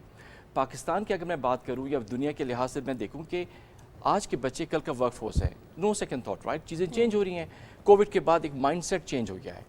हमने अब गैलेक्टिक की बात करूं मैं, वर्जिन की, तो वो है ये स्पेस एक्स है, सब अब स्पेस पे जा रहे हैं। तो ये सोच चेंज हो गई है। लेकिन सर ये जो कोडिंग सीखने का काम है रोबोट की, क्या ये एक आम स्टूडेंट भी कर सकता है, बच्चा भी कर सकता है? इज इट वेरी डिफिकल्ट या बहुत आसान है? बहुत आसान होता है ये सोच। हमने कोड का नाम सुनते हैं हम डर आ जाता है कि यार लगता है बहुत सारे न्यूमेरिक्स होंगे, प्लस माइनस होंगे, बहुत सारे ब्रैकेट्स होंगे, पता नहीं क्या कुछ क्योंकि होगा। उसमें हमें अपने कंफर्ट जोन से बाहर निकलना पड़ता है, हमें चैलेंज करना पड़ता है अपने आप को। हमारी सोच में वो होता नहीं, क्योंकि डिसीजन मेकिंग पावर जो होती है कि यार सही होगा गलत होगा क्या करूं, उसी उस शशोपन जिसे कहते हैं ना, उसी कम सी कम समय हम रह जाते हैं कि क्या होगा। बिल्कुल ठीक। तो जो कोडिंग एक आज की दुनिया में आप देखें, जो टॉयज़ की कंपनीज हैं वो रोबोटिक गेम्स बना रही होती हैं। आज के जो गेम्स हैं और जो टॉयज़ हैं सब उसमें पीछे कोडिंग है, इसके अलावा रोबोट्स हैं। मार्क जुकरबर्ग जो कि फेसबुक के जो फाउंडर हैं, उनकी बेटी 3 साल की है, वो उसको कोडिंग सिखाना शुरू कर दिया। दोनों बेटियां 3-3 साल की उम्र से उसने स्टार्ट करवा दिया। 3 साल से कोडिंग? 3 साल की उम्र में। अच्छा, अब आप भी फाउंडर एंड सीईओ हैं चिपकू जूनियर के। जी जी। चिपकू जूनियर क्या है? अच्छा, चिपकू जूनियर नाम कैसा लगा पहले आप? बहुत क्यूट है चिपकू जूनियर। चिपकू जूनियर के पीछे, इसके पीछे जो इंटेंशंस थी, हम क्या करते हैं कि हमारा एक ऐसा प्लेटफॉर्म है, लर्निंग प्लेटफॉर्म है, नॉलेज प्लेटफॉर्म जैसे कहें आप, जिसमें हम बच्चों की सोच को तब्दील करते हैं। 7 से 17 साल के बच्चों को। 7 से 17 साल? जी। हम क्या करते हैं कि हम बच्चों को वो लाइव ट्रेनिंग कोर्सेज कराते कोडिंग में कि एआई पे काम कैसे होगा, एआई है क्या, रोबोटिक्स पे क्या होगा, ड्रोन कैसे काम करता है। कि आज की दुनिया में, क्योंकि हमें अगर देखा जाए 85% जॉब्स हमें आज पता नहीं जो 2030 में होंगे। सर जो 7 साल का बच्चा आपके पास आएगा सीखने के लिए, उसका बेसिक नॉलेज क्या होना चाहिए? हम तो कहते हैं कि रॉ प्रोडक्ट आए ताकि उसको ट्विक करना आसान होता है। हमारे जो हमसे पढ़ाते नहीं है, मैं क्योंकि as a UK based company हम लोग बेस्ट प्रैक्टिसेस को फॉलो करते हैं। क्या करते हैं कि जब बच्चा आता है तो पहले समझते हैं कि बच्चा तुम चाहते क्या हो। उसकी ज़बान में हमने एक असेसमेंट कहते हैं, इम्पैक्ट असेसमेंट, कि बच्चों तुम्हारे लिए क्या इंपॉर्टेंट है, तुम्हारी सोच क्या है, क्योंकि हर बच्चा डिफरेंट होता है। क्योंकि सोशल सोच और एक प्रोफेसर सोच डिफरेंट हो जाती है। हम उसको सैनिटाइज करते हैं, पूछते हैं, उसके बाद बच्चों की स्ट्रेंथ देखते हैं कि बच्चों की स्ट्रेंथ है क्या, ताकि हम ये ना बोलें कि बेटा तुम्हें कोडिंग करना, रादर देन कि उसको बोलें बेटा तुम्हारे पास ये ऑप्शंस है, बेटी तुम्हारे पास ये ऑप्शंस हैं, क्योंकि हर कोई कोडिंग नहीं कर सकता। पहले हम एक प्लेटफॉर्म देते हैं जिसमें समझ सके, क्योंकि हमारे पास मेंटोर्स हैं। जो चिपकू का नाम रखा था इसी वजह से नाम रखा था कि हम मेंटरिंग देते हैं, मेंटोर्स, करियर काउंसलिंग की बेटा और बेटी फ्यूचर में होगा क्या, सोच कैसी चेंज होगी, उसको ट्विक कैसे कर सकते हैं, उसके हैंड होल्डिंग। 7 साल का बच्चा जो आपके पास आ रहा है, उसका आगाज कैसे होगा आपके पास? उसको हम गेम्स देते हैं, खेलने के एक लर्निंग एनवायरनमेंट देते हैं, जिसमें ब्लॉक्स देते हैं, लेगो देते हैं, ताकि बच्चे समझे, सीखें, उसकी सोच को हम देखते हैं, ऑब्जर्व करते हैं। ये जो आपके कोर्सेज है, ये स्टडी के साथ साथ चलते हैं बच्चों के, या ये इटसेल्फ एक स्टडी है, प्रॉपर कोर्स डिजाइन्ड है, क्या होता है? हाँ बिल्कुल, मैं बताता हूँ इसका। नॉर्मली हम क्या करते हैं, हमारी कोशिश है कि जो हमने एक कुरिकुलम डिज़ाइन किया हुआ है, हमने बेस्ट प्रैक्टिसेस को। एक बात देखिएगा कि अब की दुनिया में जॉब पे बात नहीं होती, अब बात होगी स्किल्स पे। स्किल्स हैं या नहीं है, क्या तुम्हारे पास क्रिएटिविटी है या नहीं है, क्या तुम डिसीजन मेकिंग कर सकते हो, या तुम रेजिलियंस है, क्या तुम बाउंस बैक कर सकते हो, तुम अटेंशन टू डिटेल है या नहीं है। ये स्किल्स की बात करें जो एम्प्लॉयबिलिटी स्किल्स में होते हैं, जो आज के हम कॉर्पोरेट की दुनिया बहुत तेज़ी से चेंज हो रही होती है, जिसकी वजह से आज के बच्चे को ये स्किल्स आने चाहिए, रादर देन ये सोच के मैं जॉब करूँगा, क्योंकि आज की गिग इकॉनमी है, सोच ऐसी है। तो हमने इन तमाम चीज़ों को मद्देनज़र रखते हुए पूरा कोर्स डिज़ाइन किया है। हम साल तक जाते हैं कि अगर कोई बच्चा बेसिक समझता है, उसके बाद इंटरमीडिएट, उसके बाद एडवांस पे एक्सपर्ट लेवल, ताकि बच्चा अगर 7 साल से स्टार्ट करता है, 8 साढ़े आठ साल तक उसको इतनी अंडरस्टैंडिंग हो जाती है कि क्या होगा। क्योंकि आज की दुनिया में अगर हम गिग इकॉनमी की बात करें, डिफरेंट प्लेटफॉर्म्स हैं जहाँ पे बच्चे जाते हैं, प्रोजेक्ट बना सकते हैं और they can earn in dollars, in pounds. तो इस तरह से चल रहा होता है।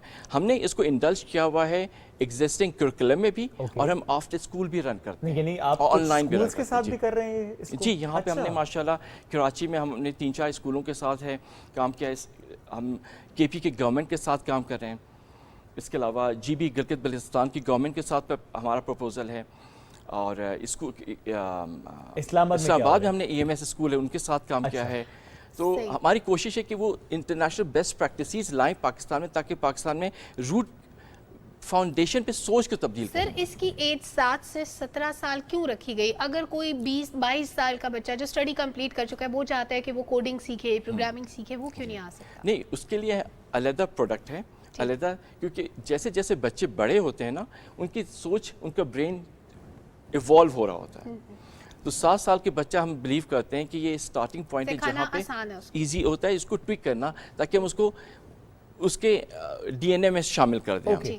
इससे इवॉल्व हो सके। बिल्कुल ठीक और है। 20 साल का जो बच्चा होता है उस वक्त उसके उसकी different स्ट्रांग हो program चुका क्या होता है। आपके पास जो बच्चा है उसका बहुत ब्रिलियंट होना जरूरी है, एक एवरेज माइंड के हम साथ तो भी कहते बचा हैं कि सकता है? ये बिल्कुल raw है। इसी सोच को, हाँ रॉ, क्योंकि इस सोच से हमें निकलना है कि ये बच्चा बहुत अच्छा हो गया, ये बच्ची बहुत अच्छी होगी। नहीं, वो जो मेच्योरिटी मॉडल है, जो सोच है, वो जो यार्ड स्टिक है, उसको हमने साइड पे कर दिया। परफेक्ट, क्योंकि हर बच्चा डिफरेंट है। बिल्कुल यही हमारा बिलीव है कि हर बच्चा, हर के पास स्किल्स होते हैं। Yes. हमने उसको सोच के कर दिया कि नहीं अच्छा होगा, नहीं।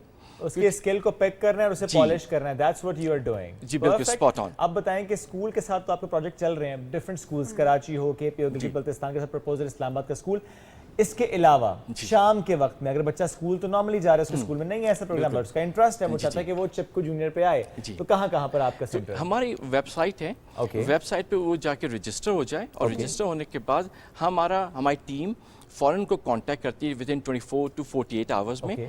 हम उनका एक फ्री सेशन लाइन अप करते हैं और Online. असेसमेंट करते हैं। वो जो मैंने कहा ना कि पहले समझते हैं बच्चे को, उनको हम बताते हैं कि बेटा इस तरह से होगा, इस खौफ से निकल जाओ। कोडिंग एंड चीज़ है, एग्जीक्यूशन है। पहले समझना, मेंटरिंग देना, फिर उसके लिए कोर्स, सब बच्चे के लिए अलग कोर्स हम डिफाइन करते हैं। कोर्स अलग है जी। क्या ये क्यों? सिर्फ ऑनलाइन प्रोग्राम है? नहीं, ये Okay. पाकिस्तान में, क्योंकि हम प्राइमरली यूके बेस्ड हैं। ठीक है।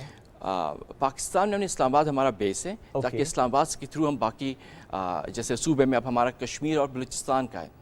और हमें इस बात की बहुत खुशी है, दिल से खुशी है वो सिर्फ पाकिस्तानी, कि हमने 250 से 300 बच्चों को अब तक फ्री ऑफ कॉस्ट कराया जो कि अंडर प्रिविलेज थे। वंडरफुल। हमने गिलगित में एक स्कूल ऑन बोर्ड किया जिसमें 50 से ज़्यादा सिर्फ लड़कियां हैं, उनको हम nice. सिखा रहे हैं। नहीं, but coming back to Islamabad, क्योंकि आपने जी, जी। स्टार्ट इस्लामाबाद से किया, सेंटर इस्लामाबाद में किस तरह से काम कर रहे हैं आप? जी, वेबसाइट पे तो हो गया, रजिस्ट्रेशन हो गई, आपका पहला सेशन हो गया, व्हाट्स नेक्स्ट? उसके बाद हमारा एक सेंटर है जहाँ पे हम बच्चों को बुलाते हैं, ओके। एक सेशन देते हैं। नहीं तो हमारे पास सेकंड ऑप्शन है ऑनलाइन कर लें। नहीं, पहली ऑप्शन पे आते हैं, पहला सेंटर ऑप्शन कहाँ पे है? जी, हमने F7 में रखा ऑफिस ठीक हमारा। है। और टाइमिंग्स क्या है? टाइमिंग नॉर्मली 3 से 4, 4 से 5, 5 से 6। उसमें ग्रुप्स के फॉर्म में बच्चे आते हैं? दोनों ऑप्शंस रखा हमने। one अगर on one बच्चे भी कहते हैं कि होती है? 1 to 1 करना है Okay. तो 1 to 1 है, ठीक नहीं है। तो ग्रुप है, हम ग्रुप में भी कर लें। अब 1 to 1 और ग्रुप, इसमें ये बताएं कि जनरली कहीं कॉस्टली तो नहीं होता, पेरेंट्स के लिए बहुत बर्डन तो नहीं हो जाएगा? अगर मैं ब्लंटली बात करूं, इंटरनेशनली इस वक्त $50-60 पर आवर है। Okay. कुछ जगहों पे £20 पर आवर है। पाकिस्तान में तकरीबन 15 से 20 हज़ार रुपए 2 महीने के चार्ज करते हैं। अच्छा। हम 10,000 रुपए चार्ज करते हैं। अच्छा सर, 2 months के? 2 मंथ्स के आप हमने इजाजत स्लैश दें किया। तो मैं पूछ लूं? नहीं, नहीं, openly मैं बता रहा हूं, जी, जी। एक बच्चे को पूरा मैं तोड़ लूं ना जरा। नहीं, बिल्कुल सही, एंड टू एंड उसकी जर्नी डिफाइन कर दे। जी बिल्कुल। अच्छा सर, जो चीजें आप ऑफर कर रहे हैं, जो आप बच्चों को सिखा रहे हैं, is that specifically to control robots या उसके अलावा भी बहुत सी चीजें? बहुत से, जैसे मैंने, अगर हम गेम डिज़ाइन करते हैं, ठीक। आज की दुनिया मेटावर्स में आ जाएगी, 3D में ऑकुलस लगा के, उसके बाद ऑकुलस हट जाएगा, हमारे सामने स्क्रीन आ जाएगी, ये दुनिया आने वाली है। तो हमने गेम पे, हम गेम, क्योंकि अब जो सबसे ज़्यादा जो मार्केट इवॉल्व हुई वो गेमिंग इंडस्ट्री है। हम बच्चों को कहते हैं बेटा गेम नहीं खेलो, बेटी गेम नहीं खेलो, मगर उन्हीं के स्किल्स को इम्प्रूव करना में। इसके अलावा हम बात करते हैं वेबसाइट्स की बात करते हैं, हम एनिमेशंस की बात करते हैं, हम ग्राफिक्स की बात करते हैं। पाकिस्तान में हमने अभी एक, वही गिलगित की मैं एग्जांपल दूं, आप एक बच्ची ने कहा कि सर क्या मुमकिन है कि आप हमें ग्राफिक्स सिखाते हैं? सही। तो हमने अब ऑनलाइन डिजिटल ग्राफिक्स पे आ गए। हमने स्टीम जो है साइंस टेक्नोलॉजी सही। और क्या कहते हैं मैथमेटिक्स और आर्ट्स की जो करिकुलम है, और स्टीम एंड स्टेम दोनों को हमने जी। मर्ज करके एक यूनिक फ्रेमवर्क बनाया हुआ है।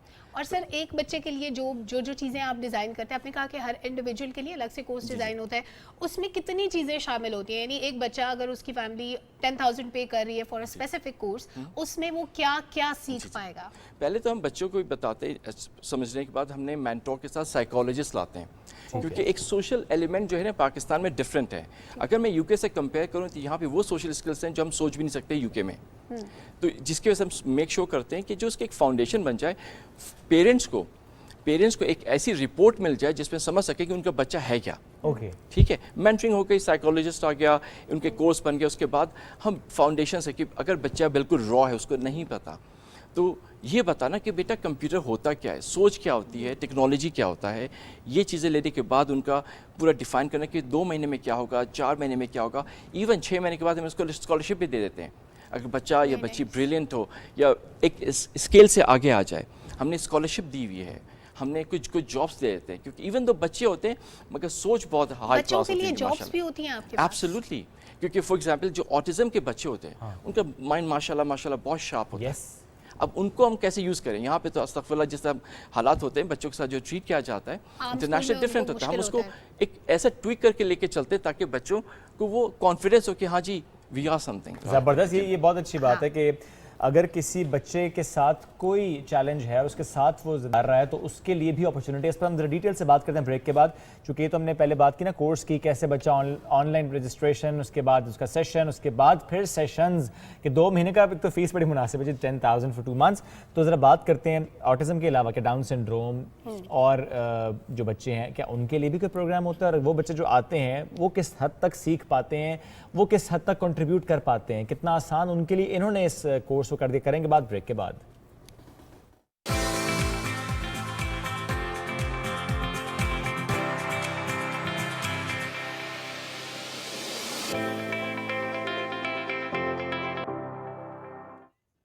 Welcome back. गुफ्तगू का सिलसिला वहीं से जोड़ेंगे जहां से टूटा था, और मुझे एक सवाल की आमद हो रही थी। रेहान हक साहब हमारे सेट पे मौजूद है। रेहान साहब, स्पेशल बच्चों के लिए कुछ प्लान है, कोई प्रोग्राम है जो बच्चे सुन नहीं सकते या देख नहीं सकते उनके लिए? हाँ, उनके लिए हमने क्या हुआ है, अभी बेसिकली इस अंडर प्रोसेस है। पहले पाकिस्तान में हम लोग तकरीबन 2 साल हो गए, 2020 जुलाई से अब तक हमने लास्ट ईयर से लेके अब तक काफ़ी बच्चों को हमने इंटरटेन कर चुके हैं, जिनके माशाल्लाह करियर के ट्रैक्स हमने बना दिए हैं।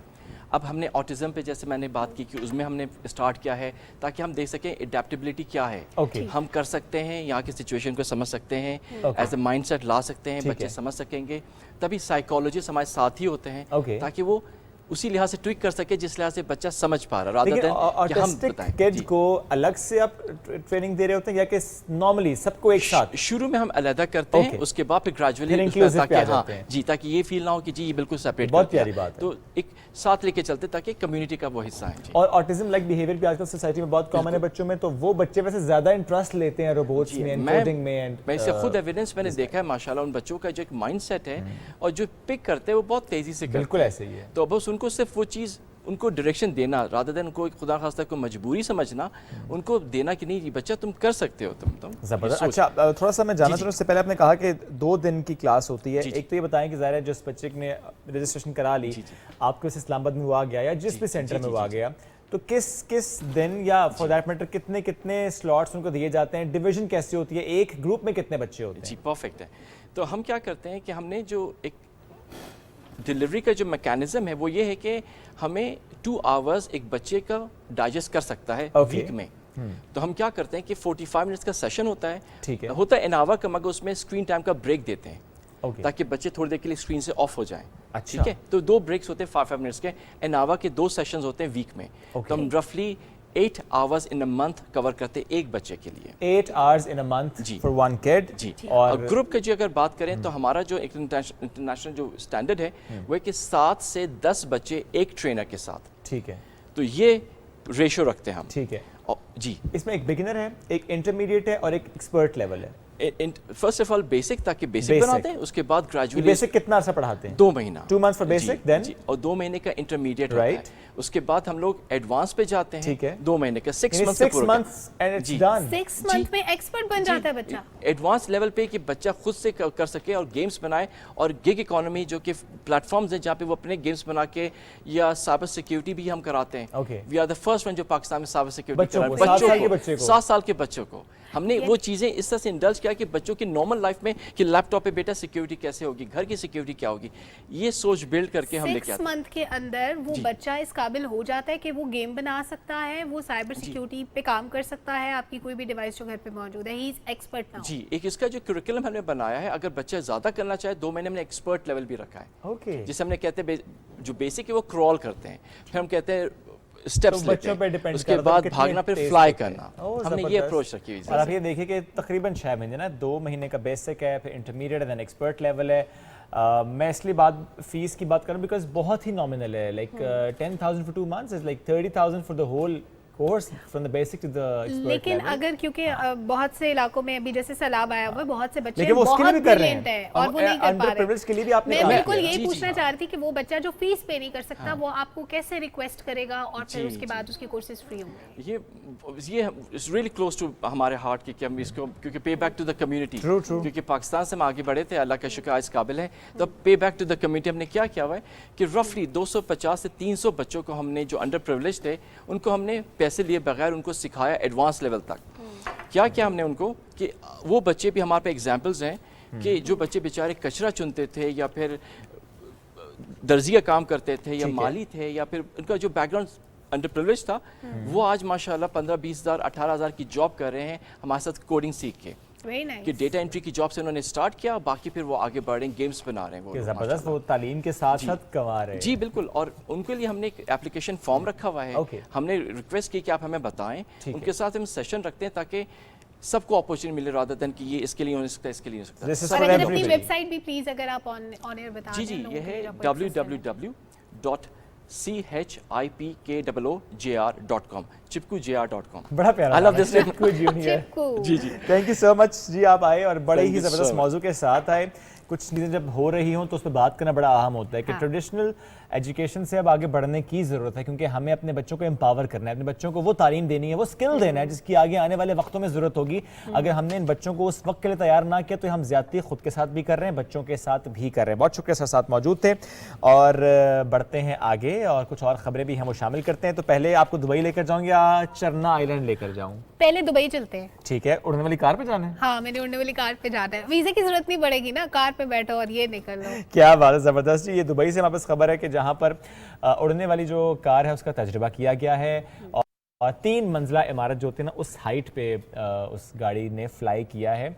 इसके विजुअल कुछ हम आपको दिखा भी रहे हैं, तो आप देखिए कि किस अगर तरह से आगे 5 बढ़ रहे हैं। मंजिला इमारत वैसे रास्ते में आ जाती शुएब तो क्या होता, मैं तो ये सोच रही हूँ। तो वो साइड से निकलती ना, गली में से, गली के ऊपर से, और वहाँ कुछ तारें होती हैं छत पे जो लटक जाएगी गाड़ी। नहीं, तारे तो हर जगह होती है वो ना, तो अंडरग्राउंड होती है ना। अब या कोई तारे, कोई हमारे जैसा भी तो ऐसा भी तो अच्छा, इलाका इसमें होता है ना। कपड़े सूखने के लिए डालते हैं वो तारों की बात कर रही नहीं, हैं। तारों वाली नहीं, कोई खम्भों वाली तारे भी होती है ना, कहीं पे तो वो कनेक्ट कर रही हो, कोई रास्ते में शॉर्ट रूट में पड़ता होगा रास्ता, ऐसा है ना।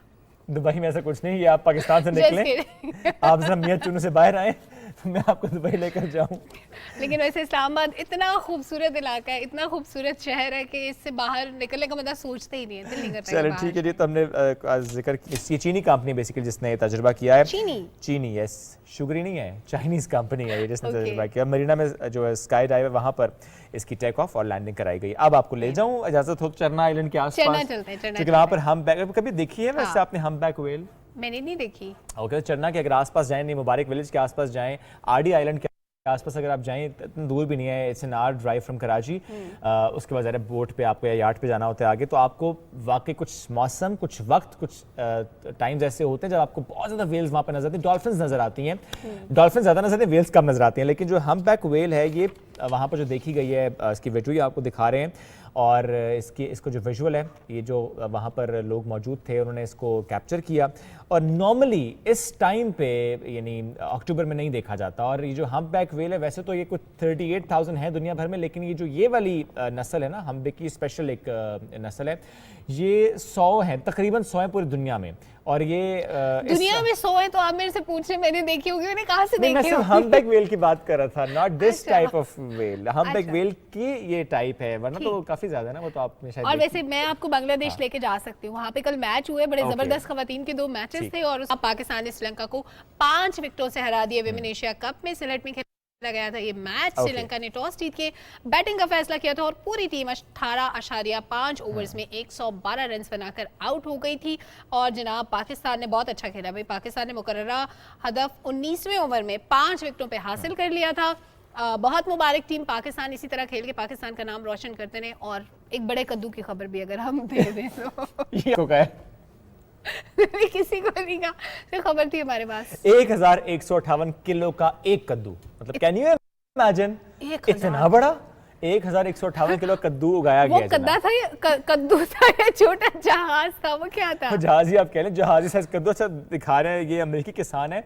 बेसिकली एक मुकाबले के लिए इसको उगाया गया था और इसको $500 इनाम, $5500 इनाम भी मिले इस वैसे हम किसान को। इतनी मेहनत करके इतने छोटे छोटे कद्दू उगाते हैं, अगर सारी मेहनत एक ही जगह करके एक बड़ा सा कद्दू उगा लें, सारे मिल बांट के खा लें, नॉट बैड तो आइडिया। ठीक नहीं है, इसी को आप डिवाइड करेंगे और आप बांटते चले जाएंगे। Not a bad idea. कद्दू का हलवा खाया है कभी? नहीं, मैंने नहीं खाया। बनाना- आपने खिलाना है, वो आपने खिलाना मेरे है, से पा आप पे दियो, ड्यू है। भी मेरे से पा दियो। चल ये जो हम इतनी जगह पर गए ना, हाँ। अमेरिका लेके, दुबई लेकर गए, हमने चरना आइलैंड की बात की। ये जो घूमना फिरना होता है ना, ज़रा ये जुड़ा होता है आपकी टूरिज्म इंडस्ट्री से। जब आप कहीं Exactly. जाते हैं, सिर्फ आप एक खबर के लिए पीछे थोड़ी जाएंगे कि हम कद्दू देखने जा रहे हैं या हम बैक वेल हाँ। देखने जा रहे हैं।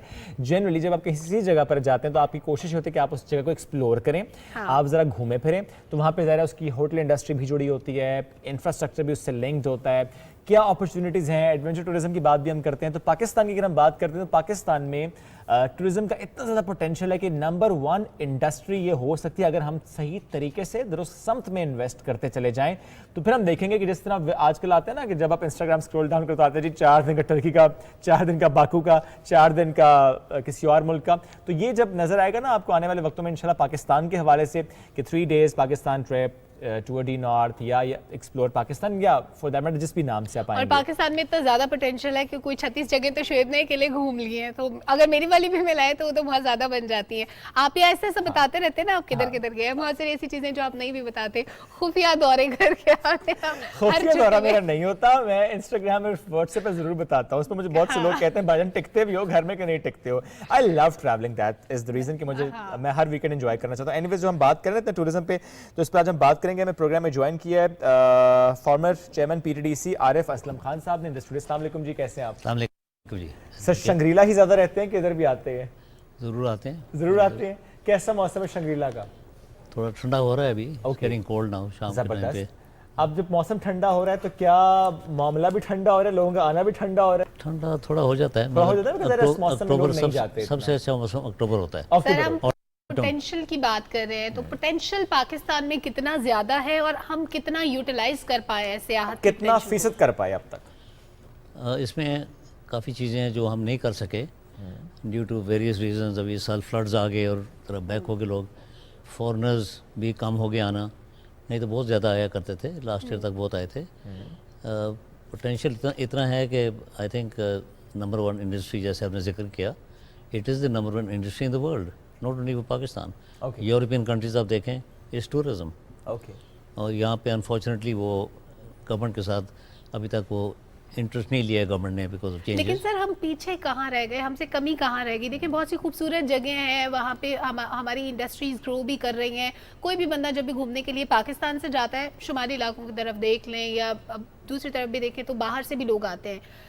होटलिंग के लिए भी उनको सहूलियात मैसर होती हैं, खूबसूरत नज़ारे भी होते हैं, सब कुछ होता है, फिर कमी कहाँ रह गई हमसे? इंफ्रास्ट्रक्चर मजीद और बेहतर करना होगा। एडमिनिस्ट्रेटिव कोऑपरेशन नहीं है between the administration and the police. बहुत सारे प्रॉब्लम्स होते हैं क्योंकि Okay. बाय रोड आदमी आता है, अगर यहाँ से बाबूसर से एक दफ़ा 20,000 गाड़ियाँ फंस गई थी। No contact, no food for 4 days। Certain things जो अभी तक गवर्नमेंट की तरफ से नज़र नहीं लगी। कम्युनिकेशंस के इशू हैं। फॉर एग्जांपल आप ये देखें कि अगर हम नारायण का गान जाएं, उसमें बहुत से स्पॉट्स हैं नियर बाय, बट वहाँ जाके सिग्नल्स नहीं आते। अब एक ऐसा मामला है कि फिर अगर आप फैमिली से कट के रह जाएं तो अब आप जनरली फिर आप अवॉइड करते हैं ऐसे जगहों पर जाने से कि जहाँ पे सिग्नल्स ना आए। तो communication is one such thing जिस पर काम होने की ज़रूरत है, आपके सिग्नल्स आने चाहिए। लेकिन जो इंफ्रास्ट्रक्चर जब हम बात करते हैं, ठीक है communication is one that part, but sir बहुत सी जगह ऐसी हैं जहाँ पर रोड तो है, जाना भी आसान है, होटल्स भी हैं, बट स्टिल लोगों को नहीं पता। अब मैं last weekend I went to Oghi, Baffa, सुसल गली, अभी वो जगह मानसरा से आसपास जहाँ जाना बहुत आसान है, स्मूथ रोड है, कोई इशू नहीं, बट लोग नहीं जाते, पता ही नहीं है। ये कहाँ पे गलती हमसे हो रही है? अवेयरनेस नहीं है, अवेयरनेस नहीं है। पता नहीं है। अभी लास्ट ईयर हमने कराची का फ्लाइट स्टार्ट करा, API को कराची लाहौर से फ्लाइट लाएँ, स्कर्दू की। स्कर्दू, जी, जी। डायरेक्ट कराची जी, जी। स्कर्दू, और लोग ऐसे आए, इतना रश हो गया, रहने की जगह नहीं थी। सही। फिर मैंने खुद फ्लाइटें कम करवाई। मैंने कहा अच्छा। अभी इंफ्रास्ट्रक्चर नहीं है, रहेंगे कहाँ, और सर परेशान। जब जब हम टूरिज्म की बात करते हैं, बहुत सारे लोगों को नहीं पता होता जगहों का, हम अवेयरनेस क्रिएट करना चाहें, क्या हम सिर्फ सोशल मीडिया के थ्रू कर सकते हैं? हम डिफरेंट पेजेस बनाएं, फिर उनकी एक्सेस लोगों तक हो, सोशल मीडिया टीम्स इस पे काम करें कि ये जगह पाकिस्तान में है जिनको एक्सप्लोर किया जा सकता है? सोशल मीडिया के थ्रू भी हो रहा है, कर रहे हैं, मगर गवर्नमेंट ने भी कोई इनिशिएटिव लेना चाहिए, बताना चाहिए कि कौन से एरियाज़ हैं, कब जा सकते हैं, डिफरेंट टूल्स यूज करके कैंपेन्स चलाएं। इसमें एक बड़ी इंपॉर्टेंट चीज़ है कि जब आप ट्रैवल करना है, आपने नारायण जाना है या आप गिलगित जा रहे हैं, तो रास्ते का आपको पता नहीं कि रास्ता खुला है, ब्लॉक हो गया है, पहाड़ गिर गया है। लेकिन इसमें तो national highways and motorways police की जो हेल्पलाइन है उसमें मालूम हो जाता है ना कि कहाँ पे रास्ता बंद है या खुला हुआ है। वो उसको पता चलता है जब ब्लॉक हो जाता है और 10,000 गाड़ियाँ खड़ी होती हैं। अच्छा, मैं तो कहता हूँ PTV should have a morning program every morning, okay, from Shangrila 1 resort घंटे का हो ऑन टूरिज्म। ऑन टूरिज्म लोगों को बताएं कि आज आप इधर जा रहे हैं तो ये रूट खुला है, कागान का कैकेज खुला है, गिलगित स्कर्दू रोड खुली है, वेदर ठीक है, Okay. टेम्परेचर ये है, और एडमिनिस्ट्रेशन जो डीसी ये आइडिया बहुत अच्छा है, let's work on this, This is कि हम very डेली बेसिस पे important. एक सेगमेंट करें। DCs of all the administration, जो DC Abbottabad, exactly, he should coordinate with DC Mansehra, ठीक है। मनसेरा वाला आगे करते करते। और इसमें ये बड़ा अच्छा है कि जो वहाँ पर लोग हैं उनके साथ भी आपका कांटेक्ट हो, आप उनको लाइव ले सकें, और अगर कहीं पर कोई इशू क्रिएट हो रहा है तो फ़ौरन से आप डीसीज को या जो भी वहाँ पे इंतजामिया उसके साथ लाइन अप करके चीज़ों को बेहतर करें। सर, मैं शंग्रीला की स्पेसिफिकली बात करना चाहूँगा, क्योंकि जब शंग्रीला का नाम आता है तो वो झील सामने आ जाती है और रिजॉर्ट सामने आ जाता है, वो दैट इज़ सो ब्यूटीफुल। आपने इससे पहले कहा कि लास्ट ईयर जब पीआई की फ़्लाइट्स आई तो इतनी फ़्लाइट्स आ गई, इतने लोग आ गए कि आपको कहना पड़ा कि फ़्लाइट्स कम करो। गुंजाइश कितनी है शंग्रीला के स्पॉट पर लोगों के रिहाइश के हवाले से? हमारे पास तो 50 रूम्स हैं, मगर वी मेकिंग 200 रूम नाउ। अच्छा, सर, 50 से हमारी 200 गुंजाइश बन जाएगी सर, हमारी टीम अगर आए तो? बिल्कुल, आपकी टीम अभी होके गई है, टीम पेशावर से गई सर है। सर पीटीवी की टीम इस्लामाबाद सेंटर से।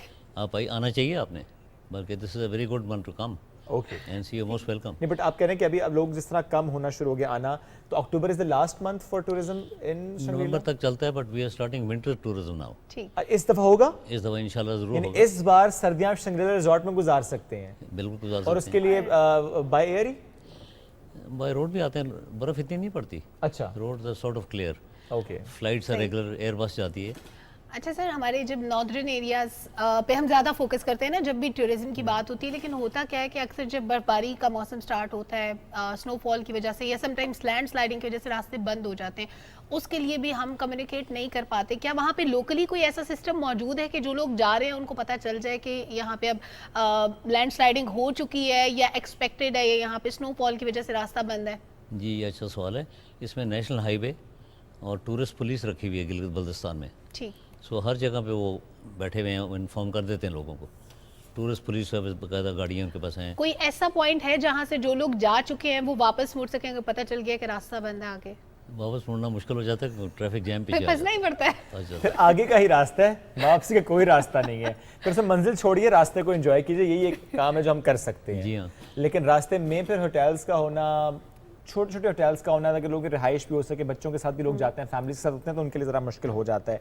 सर, स्कर्दू में रिलीजियस टूरिज्म का कितना पोटेंशियल है? बहुत है। बुद्धिस्ट पीछे आए थे, उस ज़माने में बुद्धिस्ट वहाँ से गुजर के जाते थे लेह की तरफ, लद्दाख, तो उनके इंस्क्रिप्शंस बहुत हैं, पता नहीं है लोगों को, okay, people not aware.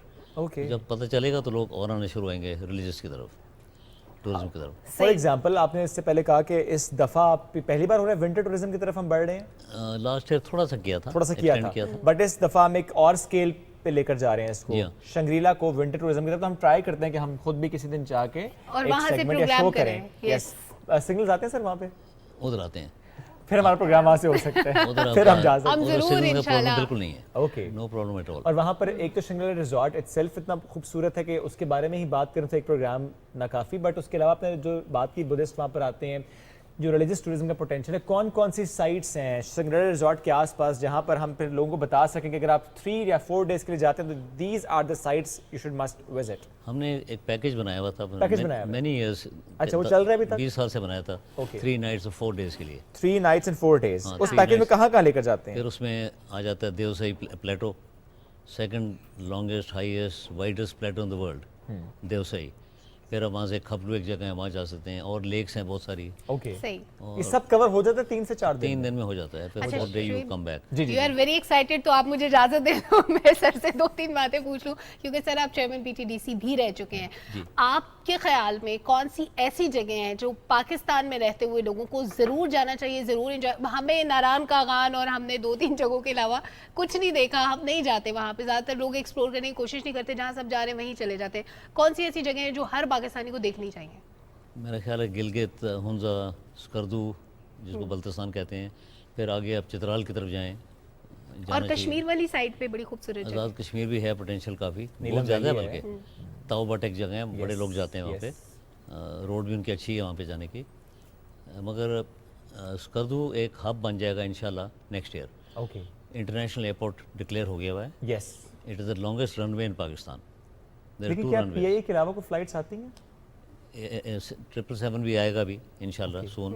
Airbus आती है। हमारा रिकॉर्ड वहाँ पे पीआईए ने किया है इस दफ़ा, 9 फ्लाइट्स एक दिन लैंड किए हैं। एक दिन में 9 फ्लाइट्स? एक दिन में, जो किसी एयरपोर्ट पाकिस्तान में लैंड नहीं की। और सर कौन सी ऐसी जगह है जहाँ पे सिर्फ इसलिए हमारा टूरिज्म इफेक्ट हो रहा है क्योंकि वहाँ पे बाय एयर एक्सेस नहीं है या एयरपोर्ट नहीं है? वेल, आप डिस्ट्रिक्ट्स जो हैं गिलगित के, गिलगित भी ले लें आप, उधर एटीआर जाता है, आमतौर पे कैंसिल ही हो जाता है weather की कैंसिल हो वजह से। जाता है, you're right. तो लोग स्कर्दू आते हैं ऑन द एयरबस एंड फिर they travel from there to आगे जाते हैं गिलगित। 2.5 घंटे का रोड, पहले 8 घंटे लगते थे गिलगित स्कर्दू। सही। अभी नेशनल हाईवे ने रोड नहीं बनाई है, जो लोगों को पता भी नहीं है, उधर से जाते हैं ट्रांसपोर्ट लेके गिलगित चले जाते हैं। गिजर, यासीन, बहुत सारे डिस्ट्रिक्ट्स हैं जो अनटच्ड है, पता नहीं लोगों को। नहीं, लेकिन अब ज़ाहिर है वहाँ का वेदर ऐसा है कि वहाँ पर एयरपोर्ट्स भले हों लेकिन फ़्लाइट्स डिस्टर्ब होती हैं due to the weather conditions. तो उसके लिए आपने जो रोड का जिक्र किया, एक तो वो रोड, लेकिन जनरली ट्रांसपोर्ट यानी बाय रोड, उसमें कितनी अच्छी अपॉर्चुनिटीज़ वहाँ पे अब क्रिएट होना शुरू हो गई कि लोगों का आम की जो कम्यूट है वो ईजी हो जाए।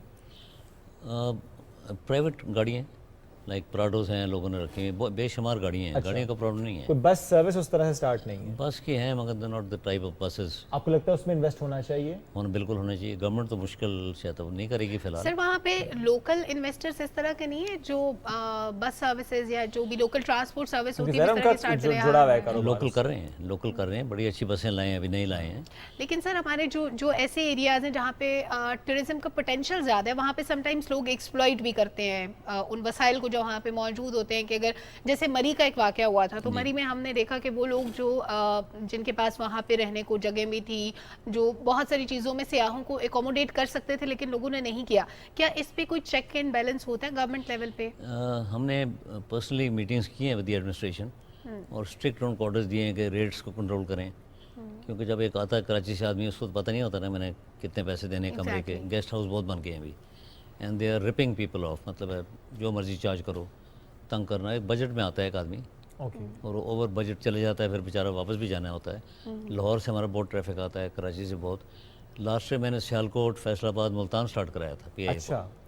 तो हमारी कोऑर्डिनेशन पीआई के साथ बहुत ज़्यादा है, शेंगला की खासकर। सही सही। तो हमने MOU साइन किया, हमने कभी आप लोग आए फ्लाइट लेके। इसके अलावा एयर ब्लू नहीं आती थी, 10 साल से मैं इनको पीछे लगा हुआ था, एयर ब्लू स्टार्ट हो गया। अभी दूसरी जो एयरलाइंस हैं 2 हैं, they have to come next year. Licence होता है उनका, okay, they have to come. जानबूझ के नहीं आती, कोई पैसे इतने नहीं कमाते वहाँ पे ना।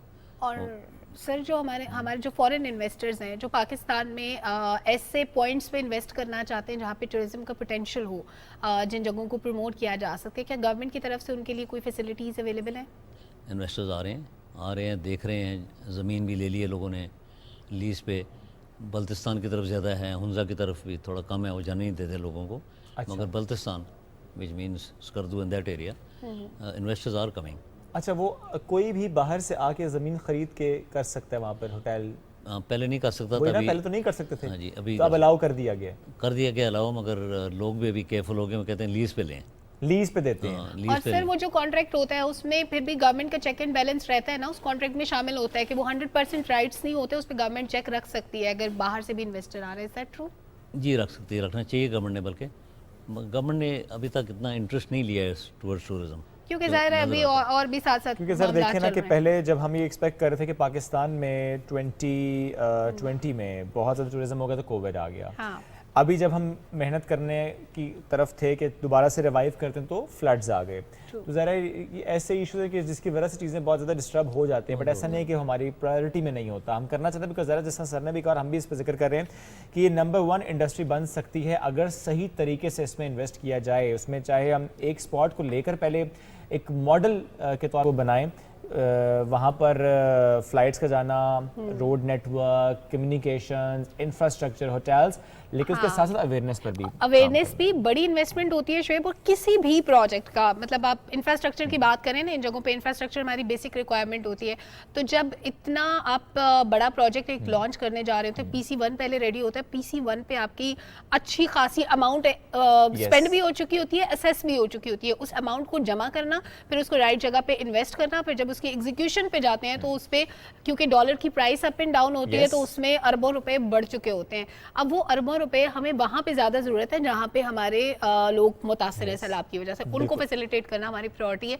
तो इस तरह जब हम प्रायोरिटाइज करते हैं चीज़ों को, तो जो टूरिज्म की बात करते हैं दैट इज़ वेरी इंपॉर्टेंट, क्योंकि वहाँ पे हमारा रेवेन्यू जनरेट होता है। लेकिन हम वी आर लुकिंग फॉरवर्ड कि हमारा जो प्राइवेट सेक्टर है वो भी इनिशिएट करे, इसी तरह से आके इन्वेस्ट करे और हम और इसमें सर ये कितना अहम होता है कि जिस तरह विंटर टूरिज्म की तरफ हम बढ़ रहे हैं अल्हम्दुलिल्लाह लास्ट ईयर कुछ, लेकिन हम ज़्यादा बड़े स्केल पर लेकर जा रहे हैं। क्योंकि ये वो इलाके हैं, वो चाहे फिर स्कर्दू हो, वो चाहे चित्राल हो, वो गिलगित हो, कश्मीर, नहीं वो इलाके जहाँ पर बर्फ़ पड़ती है। अगर यहाँ पर टूरिज्म नहीं होगा, विंटर टूरिज्म, तो वहाँ के लोग मुतासर होंगे बिकॉज उनका रोज़गार ही टूरिज्म से जुड़ा हुआ है। वहाँ पे हर बंदा किसी न किसी तरह से टूरिज्म से जुड़ा हुआ है। तो बड़ा अहम है कि हम विंटर टूरिज्म की तरफ बढ़ें। जो आपने तो ज़रा स्टेप्स लिए हैं और आप ले भी रहे हैं, इसके अलावा जो आसपास और इलाके हैं वहाँ पर भी इसी तरह हम स्टेप्स देख रहे हैं? पोटेंशियल है। ओके, इस साल थोड़ा सा करेंगे, नेक्स्ट ईयर बढ़ जाएगा। हमने स्कीइंग, हेली स्कीइंग स्टार्ट कराई थी कई साल पहले। सही। शैंगला में, और शैंगला से उठाते थे और उनको ले जाते थे ऊपर। अच्छा। और top 9 skiers of the world had come to Pakistan. Heli skiing, top 9 skiers, और उनको लेके ऊपर और एंजॉय किया उन्होंने। और एक ने कहा कि हमने दुनिया में ऐसी जगह देखी नहीं है। अच्छा, मैं फर्स्ट टाइम सुन रहा था। अभी हो रही है ये? अभी इस विंटर शायद करेंगे, आर्मी के साथ कोऑर्डिनेट करते हैं। अजायर आर्मी के साथ हेलीकॉप्टर्स उनके होते हैं, वो ड्रॉप करते हैं, फिर वो आते हैं तो नीचे। ऐसा कुछ प्लान है सर इस विंटर के लिए आप अनाउंस करें ताकि हम लोगों को और मोटिवेट करें कि please do go for that? We'll get back to you on that. अगर पता चले प्लान हो जाता है। अभी प्लानिंग ये स्टेज है प्लानिंग की अभी। और सर बाकी कंट्रीज में हम देखते हैं कि ट्रेन सर्विस होती है ना, जो बहुत सारे जो टूरिस्ट पॉइंट होते हैं वहाँ पे लेके जा रही होती है। हमारे यहाँ कौन से ऐसे एरियाज हैं जहाँ पे हम ट्रेन सर्विस से इस्तेफादा कर सकते हैं? अगर वो शुरू हो जाए तो हम काफ़ी हद तक मामलात बेहतर कर सकते हैं। वहाँ मुश्किल है, हमारे इलाकों में मुश्किल है, हमारे डायनामिक्स नॉर्थ चेंज में है। मुश्किल है, रिजोर्स से मुश्किल है, वहाँ मुश्किल है। अभी उधर वो सफरंगा सफारी कहते हैं, जी। वो शुरू हो रही है कल से शुरू हो रही है। वो बड़ी डेजर्ट है, पूरा डेजर्ट है, उसके अंदर जीप रैली होती है, वो बड़े हाईएस्ट प्लेटो पे हो रहा है। वैसे अभी हॉकी, आइस हॉकी, जी लास्ट ईयर भी हुई थी, खल्ती पर भी हुई थी। कैनेडियन हाई कमिश्नर वो गई थी बेचारी, जी उसने स्टार्ट करवाई। ओके, हुंजा में, वेस्कर्दू में। इस दफा भी होगी? इस दफा ज्यादा जोर हो गया उनका। लास्ट विजुअल्स इतने प्यारे आए थे वहां से, जमी हुई झील है, प्राइस हॉकी हो रही है, तो बहुत ही खूबसूरत विजुअल थे। इस बार भी ऐसे विजुअल आएंगे। सरफरंगा डेजर्ट, अब सर ने इतने पॉइंट्स बता देना कि अब कंट्रोल नहीं हो रहा कि पहले किस पे जाना है। तो इंशाल्लाह सारे ही जगहों पर बारी बारी हम ज़रूर जाएंगे। सर जब हम नॉर्थ की बात करते हैं वहाँ का पोटेंशियल ज़रा डिफरेंट है। एडवेंचर स्पोर्ट्स की तरफ हम देखते हैं कि हमने बड़े स्टेप्स लिए और हमने वहाँ से बहुत लोगों को अट्रैक्ट किया है। At the same time pods की तरफ हम बहुत ज़्यादा बढ़े हैं कि पॉड्स माहौल दोस्त, वहाँ पे पॉड्स बनते चले गए हैं और लोग वहाँ पे आते हैं। एक तो थोड़ा चीप भी होता है ना, लोगों के लिए रहना आसान भी होता है। तो ये कितना अच्छा है कि हम ऐसे इंफ्रास्ट्रक्चर पर काम करें कि जिस पे लोग आएँ तो वो ये ना सोचें कि यार बहुत पैसा लग जाएगा मेरा, कोई 5 स्टार होटल नहीं है, पॉड्स भी अवेलेबल हैं। बहुत किस्म के डिफरेंट रेंजेस में होटल्स हैं, वो प्रॉब्लम नहीं है, मगर वो बहुत कम है इस वक्त, और ज़्यादा होने चाहिए। अभी कराची से 2 फ्लाइटें आ रही थी, लाहौर से 2 फ्लाइटें, इस्लामाबाद, सो 8-10 फ्लाइटें डेली। समझ लें आपका 1000-1500 आदमी आ रहा है, एकोमोडेशन नहीं है। और सर अगर हम वैसे क्योंकि हम हमेशा नॉर्दर्न एरियाज़ की बात करते हैं ना, कश्मीर की भी बात कर ली, पंजाब के अंदर क्या हम सिर्फ बादशाही मस्जिद देख सकते हैं? हमारे पास और जगह, हमारे पास कले जो मौजूद है मुख्तलिफ शहरों में, रोहतास है, एक वो आगे नंदना कला भी है, इस तरह हमारे पास मुख्तलिफ जगह मौजूद है। बहुत सारी जगह ऐसी हैं जिनको हम लोग थोड़ा सा उनका इंफ्रास्ट्रक्चर बेहतर करके, और वो हमारे जो टूरिस्ट दूसरी कंट्रीज से आते हैं उनके लिए हम उस पर काम कर सकते हैं। इसके अलावा कौन से पॉइंट्स हैं पंजाब वाली साइड पे? पंजाब में सूफीज़म है आपका, कितना है, सिखिज़म है, सिख कितने आते हैं, अभी थोड़ी रिस्ट्रिक्शंस हो जाती हैं आने के हमने, मगर सिखाते हैं अपने। लेकिन बहुत फैसिलिटेट किया हमने उनको, वो चाहे करतारपुर हो चाहे गवर्नमेंट और वो हरदाल को हमेशा दोबारा आना हो। पाकिस्तान से खुश होके मुतासिर होके जाते हैं, हमेशा वो अप्रिशिएट करते हैं हमारे सूफीज़म ज़्यादा है सूफीज़म ज़्यादा है। और बाकी डोमेस्टिक मेन फोकस है ही north, reason being beautiful mountains. Yes अभी इस साल लेडीज़ यंग गर्ल्स K2 गए हैं ट्रैकिंग करते, Yes. बैच बना के भी, और निकल रहे हैं लोग। और सर ये तो वो चीज़ें हैं जो कुदरती तौर पे पाकिस्तान के पास मौजूद है। हम कुछ क्रिएट भी तो कर सकते हैं, हम ऐसे पॉइंट्स और भी तो बना सकते हैं कि दुनिया बाहर से आए और देखे कि पाकिस्तान में ये सब कुछ भी है। कर सकते हैं, टाइम लगता है ज़रा, थोड़ा क्या सीजन शॉर्ट उसके होता लिए है। खरबों की इन्वेस्टमेंट चाहिए? अरबों में अरबों में, लेकिन खरबों क्या में क्या भी बेहतर अरबों नहीं है कि में जो स्पॉट्स हैं पहले हम लोगों को वहां तो ले आए, उनको सही नए वहाँ तो जा स्पॉट्स रहे हैं तरफ ना, तो लेकिन बिल्कुल क्योंकि वहाँ पे बनाएंगे। अब वो ओवर पॉपुलेटेड प्लेसेस है ना, वहाँ पे इतनी आबादी चली जाती है कि उनकी अकोमोडेशन मुश्किल हो जाती है। हाँ बिल्कुल, ये कुछ पॉइंट्स बिल्कुल ऐसे हैं, जैसे नारायण के बारे में हम अक्सर ये कहते हैं कि भाई 2-14 अगस्त तो वहाँ पे भी ट्रैफिक जैम हो जाती है। बहुत सारे स्पॉट्स ऐसे कि जहाँ पहुँचना आसान है वहाँ पे रश भी लग जाता है, जहाँ जो नियर स्पॉट्स होते हैं। बट हमें ज़्यादा से ज़्यादा एवेन्यूज़ पर काम करना है ताकि लोग ज़्यादा से ज़्यादा वहाँ पर आए, उनके लिए आना आसान हो, रहना आसान हो, खाना आसान हो। और वैसे भी जब हम नॉर्थ की बात करते हैं, इतना रिच है वहाँ का कल्चर, इतना रिच है वहाँ की कुजीन्स इतनी रिच हैं कि वह वहाँ जाके आप अगर सिर्फ और सिर्फ उनके खाने ही खाएं ना, डिफरेंट जगहों पर जाकर, हम स्कर्दू की बात करें, हम गिलगित की बात करें, एक वो वहाँ पे सूप होता है, डोडो सूप कहते हैं उसको, बड़ा ही वो है ना, जबरदस्त खाने में तो होता है। लोग तो ऐसे ही बदनाम है, असल खाने की बातें तो यहाँ होती है। कम खाता हूँ वहाँ जाके, ज़्यादा नहीं खाता सर। ये जो फूड है बड़ा रिच है, वहाँ का टेस्ट बड़ा बड़ा डिफरेंट है। अब वो ऐसा है कि हमें कहीं और नज़र नहीं आता, मिलता नहीं है। और अगर सिर्फ वहाँ पे हम इसी फूड पर ज़्यादा काम करें और लोगों को अट्रैक्ट उस फूड पे करें, और ये जो फूडिंग है सर, जो हमारे मतलब मैं अगर इसमें थोड़ा सा ऐड कर दूं आपके सवाल में कि उस फूड को प्रमोट करें। हमारे यहाँ इटालियन कुजीन बड़ा वो पॉपुलर होता है, Yes. चाइनीज़ बड़ा इंपॉर्टेंट होता है, लेकिन वो वाला फूड जो हम अपने नॉर्दर्न एरियाज में, जैसे भी शुएब ने सूप का जिक्र किया जिसका मैंने कभी नाम भी नहीं सुना, इस तरह की डोडो बहुत सूप। सारी डिशेस होंगी। yes. वो उसमें लिमिटेड आइटम्स हैं, लिमिटेड। कोई 3-4 आइटम्स है सिर्फ, सो लोग प्रमोट करते हैं। बाकी वो हमारे वाला सालन रोटी खाते हैं बाकी क्या? हमारे पंजाबी और वो सारे बाकी वही होता है। लाइक कश्मीरी खाना, कश्मीरी का वाजा कहते हैं उसको, क्या कहते हैं? वाजा, वाजा। वाजा। जो बनाता है हर एक बकरे के हर चीज़ का एक एक आइटम बनती है, कमाल। और वो इतना कमाल का है कि वो आदमी मेरा ख्याल है दिल करता है लिस्ट, टू डू लिस्ट में शामिल कर लिया जाए। एक उनका बड़ा डिफरेंट है कि हम तो यहाँ पिज्ज़ा खाते हैं ना, उनके यहाँ बड़ा डिफरेंट है, वो रोटी के अंदर चिकन फिल्ड होता है और चीज़ भी फिल्ड होती है और देसी तवे पिज़्ज़ा। पे बनता है। हाँ, वो देसी कोई हिसाब किताब होता है, लेकिन बहुत ही मज़े का होता है वो। और देसी घी भी। और टू डू लिस्ट में आप जगह भी मार्क कर ले, शंग्रीला हम जा रहे हैं इंशाल्लाह, सर के साथ शो करके आएंगे वहाँ से, बिल्कुल ठीक है। जबरदस्त किस्म का। और टू डू लिस्ट में हमारा खाना पीना भी शामिल हो गया। इधर से मैं कुछ नहीं खाऊंगी, मैं स्ट्रिक्ट डाइटिंग पे है। हाँ, मैं डाइटिंग पे हूँ। सब खाएंगे। भाई प्रोड्यूसर्स भी खाएंगे, शुएब ने भी खाना है, मैं पे हूँ, मैंने फाका करना है, मैं बदनाम हो जाती हूँ खाने में। मैं आपको बता रहा हूँ कि फाका फूका कोई नहीं करना, ये सिर्फ बातें हैं जो यहीं पर अब दफन आप हो सब लोग जाएंगी। इंसिस्ट करते हैं तो कोई बात नहीं, मैं थोड़ा सा खा ही लूंगी। थोड़ा सा, ऐसे नहीं, बस थोड़ा सा। चले, just kidding, on a lighter note. नहीं, खाना देखें अपने हिसाब से खाएं, जो आप खाना चाहते हैं, जैसे खाना चाहते हैं, जितना खाना चाहते हैं खाएं। हाँ। आपका पेट है, आपकी मर्जी है। अब ठीक है। अब ठीक है, अब ठीक है। अच्छा आरिफ साहब, हम टूरिज्म की बातें तो कर रहे हैं, साथ साथ कल्चर को प्रमोट करने की भी बात कर लेते हैं। हम अपने कल्चर को प्रमोट करने के लिए अपने उन एरियाज में जहाँ पे दूसरी कंट्री से भी लोग आते हैं, क्या करें? हमने पाकिस्तान का पॉजिटिव इमेज भी उजागर करना है, हमने इंफ्रास्ट्रक्चर को भी बेहतर करना है, हमने रिलीजियस टूरिज्म पे भी काम करना है, हमने अपने कल्चर को मज़ीद प्रमोट कैसे करना है? उसका 2 तरीके हैं। एक तो एम्बेसीज जो हमारी बाहर हैं, मेरे ख्याल से कुछ काम नहीं करती हैं टूरिज़्म के ऊपर। फोकस होना चाहिए टूरिज़्म, रेवेन्यू वहाँ से आना है आपको, वो एक इंडस्ट्री है हमारी। और 1-2 जगह पे कर रहे हैं, एम्बेसीज करती हैं, मगर उस पर यूरोपियन कंट्रीज़ हैं। अभी मैंने कुछ, जब मैं चेयरमैन PTDC था, मैंने कहा था काठमांडू से फ़्लाइट लैंड कर दूँ, ओके, 1 घंटे की फ़्लाइट है। सही। और जितने भी ये K2 क्लाइम किया लोगों ने, ये सारे शेरपास जो हैं सब नेपालीज होते हैं, बिल्कुल ऐसे, वहाँ से ज़्यादा पाकिस्तानी लोग नहीं आते हैं। हैं।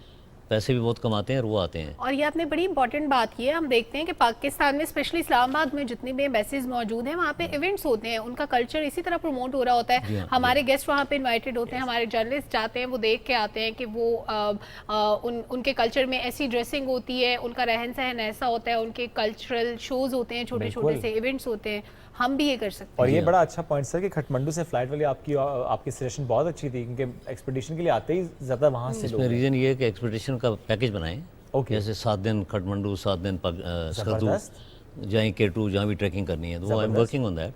और इसमें सर एयरलाइंस के साथ MOUs कितने अहम हैं, क्योंकि ज़ाहिर है एयर फेयर कम होगा तो लोगों के लिए आना भी आसान होगा। एयर फेयर अनफॉर्चुनेटली बढ़ते जा रहा है बिकॉज ऑयल फ्यूल प्राइसेस भी तो बढ़ रही हैं। सर लेकिन आप ये देखिए ना कि हम टर्की की बात करें या बाकू की बात करें, वहाँ पर जिस तरह के पैकेजेस आते हैं, इसका मतलब है कुछ ना कुछ तो उन्होंने काम किया ना उस पर कि उनके पैकेजेस कम है, हालांकि फ़्लाइट तो है।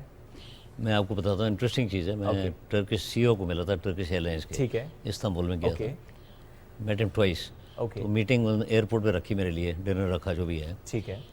तो मुझे कहने लगा कि when can I bring the flight from Istanbul to Skardu. Okay, मेरे कान खड़े होकर मैं कभी कैसे आएगी फ्लाइट इस्तांबुल टू स्कर्दू। मैं कभी डोंट हैव एनी रीफ्यूल करने का सिस्टम अभी नहीं है, लग जाएगा, बिल्कुल ऐसे ही है। जब तक रीफ्यूलिंग नहीं होगी तो जहाज डायरेक्ट आके वापस नहीं जा सकता। ठीक है। तो मैंने कहा you don't speak English, number 1, everybody speaks Turkish.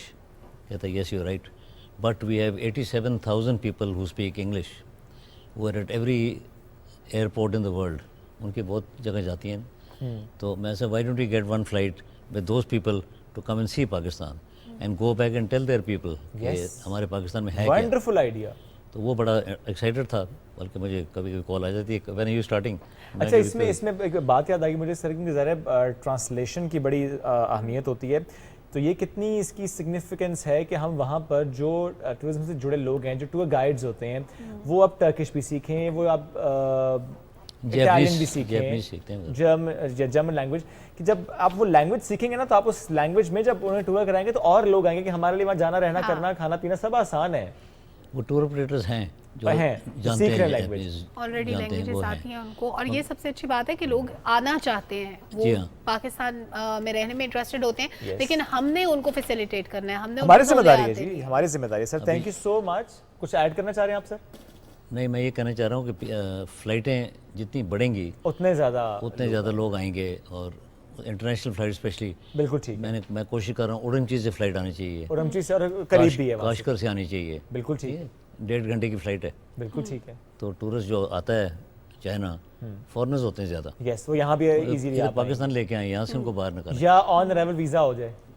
On arrival visa मैंने करवाया था जब मैं चेयरमैन PDTC था, कि smile welcome touch stamp, smile welcome touch visa, वो ठप बंद हो गया, उसके बाद government change. But let's see may be दोबारा स्टार्ट हो जाए। अपने एंड से बहुत काम करना है, और इस डिस्कशन करने का मकसद ये होता है कि ऐसे सजेशंस आए जिस पर काम हो सके, इंशाल्लाह काम होगा। हम इसी तरह से वेलकम करेंगे, वो चाहे टर्की से आए, वो चाहे नेपाल से आए, वो चाइना से आए, किसी और खत्ते से, किसी और मुल्क से ज़रूर आए। हम तैयारी कर रहे हैं और भरपूर तैयारी कर रहे हैं, कुछ कमियां कोताहियां ज़रूर रही हैं, लेकिन इंशाल्लाह। और वैसे हमारा रिलीजन भी हमें सिखाता है ना कि मेहमान अल्लाह की रहमत होते हैं, हमें उनको दिल से वेलकम करना चाहिए, जैसे गिलगित वाले हमें वेलकम करते हैं। यस, और जैसे हम दूसरे लोगों को वेलकम करते हैं जो दूसरी कंट्रीज से भी इवन आते हैं, वो पाकिस्तान से इतनी मोहब्बत लेके जाते हैं और इतनी मेहमान नवाजी करते हैं पाकिस्तान के लोग कि वो चाहते हैं कि वो बार बार पाकिस्तान आए। जैसे आप सिखों का जिक्र कर रहे थे ना, करतारपुर आते हैं, ननकाना साहब आते हैं, तो वो इतनी मोहब्बत खुलूस लेके जाते हैं। पाकिस्तानी लोग इतने मेहमान नवाज होते हैं कि उनका दिल चाहता है वो बार बार आए। हर साल ये सिलसिला चलता रहता है सिख यात्रियों की आमद का, वो करतारपुर भी आते हैं, ननकाना साहब भी आते हैं, दूसरे रिलीजन के लोग भी आते हैं पाकिस्तान में, और वो उसी तरह मुतासिर होके जाते हैं पाकिस्तान के कल्चर से, यहाँ के लोगों से। और हमारी इतनी खूबसूरत कौम है कि कोई गोरा आता है ना पाकिस्तान में घूमने फिरने के लिए और उसके पास करेंसी नहीं होती, तो हमारे लोग फ्री में उनको इधर उधर ड्रॉप भी कर देते हैं। हो भी तो हम उनसे कहते हैं कि आपने खर्च नहीं करना, विल स्पेंड ऑन यू, और हम ये करके दिखाते भी हैं। चलें जी, ये जो बात हुई ना कि अब इससे पहले टूरिज्म पर, विंटर टूरिज्म से मुतालिक हमने बात की, ज़रा अब विंटर इज़ ऑलमोस्ट हियर। वैसे स्कर्दू में तो अगर हम देखें तो वहाँ पर तो इस वक्त जो कलर है ना सबसे प्यारा है पूरे साल का, बिकॉज ऑटम इज़ देयर, और जो वहाँ पर इस वक्त पत्ते येलो हो रहे हैं ना, वो देखने के लिए मैं बेताब हूं। देखिए, रंगों और मौसम की बात हो रही है तो ओढ़ने पहनने के अंदाज भी बदल जाते हैं, बड़ा कुछ डिफरेंट हो जाता है जब मौसम की ट्रांजिशन होती है। अब जैसे कंबल निकल आते हैं ना घरों में, इसी तरह आपके गर्म कपड़े भी निकल आते हैं, और शादियों का सीजन भी फुल टाइम ऑन है जनाब। जैसे ही ये रबीउल अव्वल का महीना स्टार्ट होता है, साथ ही साथ शादियां भी शुरू हो जाती हैं, साथ ही साथ लोग तैयारियां शुरू कर देते हैं कि भाई अब अब कुछ 4-5 शादियों तो मैं भी भुगता चुकी मेरे जानने वालों में, जब देखो रोड से भी गुजरो तो बारातें जा रही होती और है, तेज रंग आपकी आंखों को भाना शुरू हो जाते हैं, तेज रंग भाना शुरू हो आप जाता है। काले काले कपड़े पहन के आना शुरू हो जाते हैं। हम काले कलर और मैं, अच्छा वैसे मैंने जिनका ड्रेस पहना हुआ है ना, ये सबसे अच्छी बात है कि आज वो यहाँ पे हमारे Yes. सेट पे मौजूद हैं, द मोस्ट ब्यूटीफुल डिजाइनर। अक्सर और बेशतर आप मुझे इनकी ड्रेसेस में देखते हैं, बीनास फैशन में देखते हैं, और ये भी बीना का ड्रेस है। बीना सईद आज हमारे सेट पे मौजूद है। Welcome to the show. Bina कैसी हैं आप? मैं बिल्कुल ठीक हूँ, आप कैसी हैं? अल्हम्दुलिल्लाह बिल्कुल ठीक है। आपका ड्रेस भी बहुत प्यारा है, थैंक और आप हमेशा की तरह खूबसूरत लग रही हैं। You so much. मौसम बदल रहा है, अब चिकनकारी आउट होती जाएगी? नहीं, अभी भी इन है, इन है, chicken, अक्टूबर में बिल्कुल। भी इन है, क्योंकि चिकन करी अब डिफरेंट फैब्रिक पे अवेलेबल है, उसमें हम सिल्क पे ला सकते हैं, उसको वेलवेट के ऊपर है। अब ये चिकन करी इन ही रहेगा, इन रहेगी, इन रहेगी, इवन इन विंटर्स। बिल्कुल। बल्कि मैं इसके ऊपर काम कर रही हूँ। इस पे काम करेंगे, जी, विंटर बिल्कुल। कलेक्शन और जी। चिकनकारी। जी बिल्कुल। और बीना का Amazing. मैंने काफी सारा काम देखा शुएब, इसी तरह के चिकनकारी वाले ड्रेसेस, उसको डिफरेंट तरीकों से बीना ने यूटिलाइज किया उस पे। जैसे आप इनके अपने ड्रेस पे देख रहे हैं कि ये कुछ अजरक स्टाइल वाला कुछ इसके ऊपर मटेरियल लगा हुआ है। इसी तरह हर चिकनकारी वाले सूट का पैटर्न भी डिफरेंट था। Yes. उसके ऊपर जो चीजें जो लगी होती हैं, छोटे चीजें, छोटे चीजें। फूल बूटे, अच्छा, चीजें। वो चीजें भी डिफरेंट लवाजमात। होती है ना बीना जी? मैं सही कह रही हूँ? जी बिल्कुल ठीक कह रही। अच्छा बीना जी, वैसे आपका अपनी अपनी जो जर्नी है इन जी, फैशन डिजाइनिंग, वो कैसी रही है? मेरी बहुत अच्छी रही है। स्टार्ट में थोड़ा प्रॉब्लम हुआ, कितने साल हो गए आपको कपड़ों के साथ खेलते हुए? Almost 14 years. 14 साल। जी। As a women in fashion designing कोई चैलेंज था? चैलेंज था। व्हाट वाज इसमें दैट बहुत से- चैलेंज? उसमें बहुत सारे आपको डिफरेंट एनवायरनमेंट में आपको काम करना पड़ता है, डिफरेंट लोगों के साथ, आपको उनका नहीं पता होता है। वो आहिस्ता आहिस्ता टाइम काफ़ी मुश्किल था, लेकिन आहिस्ता आहिस्ता ईजी आसान होता होता गया? आसान होता क्या गया। फैशन डिजाइनिंग की फील्ड एक औरत के लिए ही मुश्किल है, या हर वो बंदा जो स्टेप फॉरवर्ड करता है वो चाहता है कि मैं फैशन पे काम करूं, उसके लिए चैलेंजेस आते हैं? नहीं, ये मुश्किल नहीं है। अगर खुद में करना चाहे इंसान तो कोई काम भी मुश्किल नहीं है, कोई इम्पॉसिबल नहीं है। ठीक है, हर काम हो सकता है। और फैशन डिज़ाइनिंग एक फुल है, इसमें एक फुल ऑफ लाइफ। इसमें कलर्स हैं, इसमें फैब्रिक है, इसमें नेचर भी शामिल है। Yes. इसमें आप डिफरेंट चीज़ों को शामिल करके काम करते हैं तो आपके लिए इजी हो जाता है। लेकिन आगे जिनके साथ आप काम कर रहे हैं वो एक टेक्निकल प्रोसेस है कि आप किस तरीके से उनके साथ। चैलेंजेस हैं। बिल्कुल, बट बिल्कुल। बिना बहुत सारे डिजाइनर्स जो कि अब मार्केट में हैं, और जी। उसमें हम देखते हैं कंपटीशन बहुत बढ़ गया जी। है। एक ही फैब्रिक है, एक ही स्टाइल है, लेकिन उसमें आपने ऐसी कोई वेरिएशन लेकर जी। आनी है, कुछ ऐसी इनसाइट्स आपने उसमें डालनी है कि फिर आप स्टैंड आउट करें, आपका जी। ड्रेस स्टैंड आउट करे। जी, उस पे कितना काम करना पड़ता है? उस पे आपको काफ़ी करना पड़ता है, लेकिन एक आपका क्रिएटिव माइंड होना चाहिए इस काम के लिए, क्रिएटिविटी होनी चाहिए। फिर वो जो फैब्रिक आपके सामने आएगा, आप अपने अंदर से निकालते हैं वो चीज़ें, आप क्या सोच रही हैं, या आपकी एक पूरी पर्सनैलिटी को वो प्रेजेंट करता है आपका डिज़ाइन। सही। अच्छा, आप जब कोई सोच लेती है कि अभी मुझे जैसे विंटर स्टार्ट हो रहे हैं, मुझे विंटर पे काम करना है, पहले डिजाइन सोचते हैं, पहले कपड़ा लेती हैं, फिर उसके बाद सोचती हैं कि अब नहीं, इसको मैं क्या पहले सोचती हूँ कि मुझे क्या काम करना चाहिए, नया क्या लाना Okay. चाहिए। उसके जैसे according अभी- जाके market में उसके कपड़ा accordingly तलाश फिर करती मैं हैं। देखती हूँ, जैसे अभी आजकल ये चिकनकारी और पैच वर्क जो है वो अभी तक तो इंट्रोड्यूस नहीं कराया किसी ने, वो मैं अभी उस पर काम कर रही हूँ कि डिफरेंट सिल्क फैब्रिक के ऊपर या वेलवेट के ऊपर ही चिकनकारी। वेलवेट के ऊपर चिकनकारी? जी बिल्कुल, वेलवेट के ऊपर चिकनकारी, और उसके ऊपर फिर रिली वर्क, जो कि अभी तक किसी ने नहीं Yes, किया, उस very पे मैं clear. काम कर रही हूँ। यानी वेलवेट, चिकनकारी और रिली वर्क, जी बिल्कुल। 3 डिफरेंट चीजें ये Different आपकी विंटर चीजें। कलेक्शन में आने वाली हैं। बिल्कुल आने स्टार्ट वाली। Doing work. बिल्कुल। बीना जी, कभी ऐसा भी होता है कि आपने सोचा कि अच्छा मुझे ये ड्रेस डिजाइन करना है और उसके लिए आप फैब्रिक लेने मार्केट गए, लेकिन जब मार्केट गई तो आपको और वैरायटी नजर आई, आपने कहा इसको छोड़ो, मैं ये वाले काम कर लेती हूँ, ऐसे होता है? Change your mind? नहीं, समटाइम हो जाता है, हो चेंज जाता है। हो जाता है, क्योंकि हो सकता है जो सोचा उससे कहीं ज़्यादा खूबसूरत आपको कुछ different मिल मटेरियल जाता मिल रहा है। है, कुछ डिफरेंट आपकी चीज़ें आती हैं उसमें, वो फिर एकदम से माइंड चेंज होता है, लेकिन वो स्टिल वहीं पे रहता है जो करना होता है। वो तो करना ही करना है, ये ऐड ऑन हो गया वो है। तो करना ही मीना, है। लोग समझते हैं कि एक डिजाइनर बस ये जाता है मार्केट से कपड़ा उठाता है, आके सिलवाता है और चलो जी मार्केट में। मैं चाहती हूँ कि आप लोगों को बताएं कि ये कितना मुश्किल काम होता है। आप मुख्तलिफ जगहों पे दूर दूर भी जाती हैं जी, बिल्कुल। अपनी चॉइस का कपड़ा खरीदने के लिए, जी। फिर उसको ला के बनवाना, फिर उसको फाइनल प्रोडक्ट एंड यूजर तक पहुंचाने तक, उसमें कितनी मेहनत लगती है? इसमें मैं आपको बताती हूँ कि एक ड्रेस बनाने के पीछे कम से कम 8 to 9 वर्कर्स काम करते हैं, मीन्स कि आप समझे कि इतनी फैमिलीज काम कर रही होती हैं। ओके। सबसे पहले आगे हमारे पास क्लाइंट आती हैं, उनको उनकी बॉडी स्ट्रक्चर, उनकी पर्सनैलिटी के मुताबिक उनको गाइड करना है।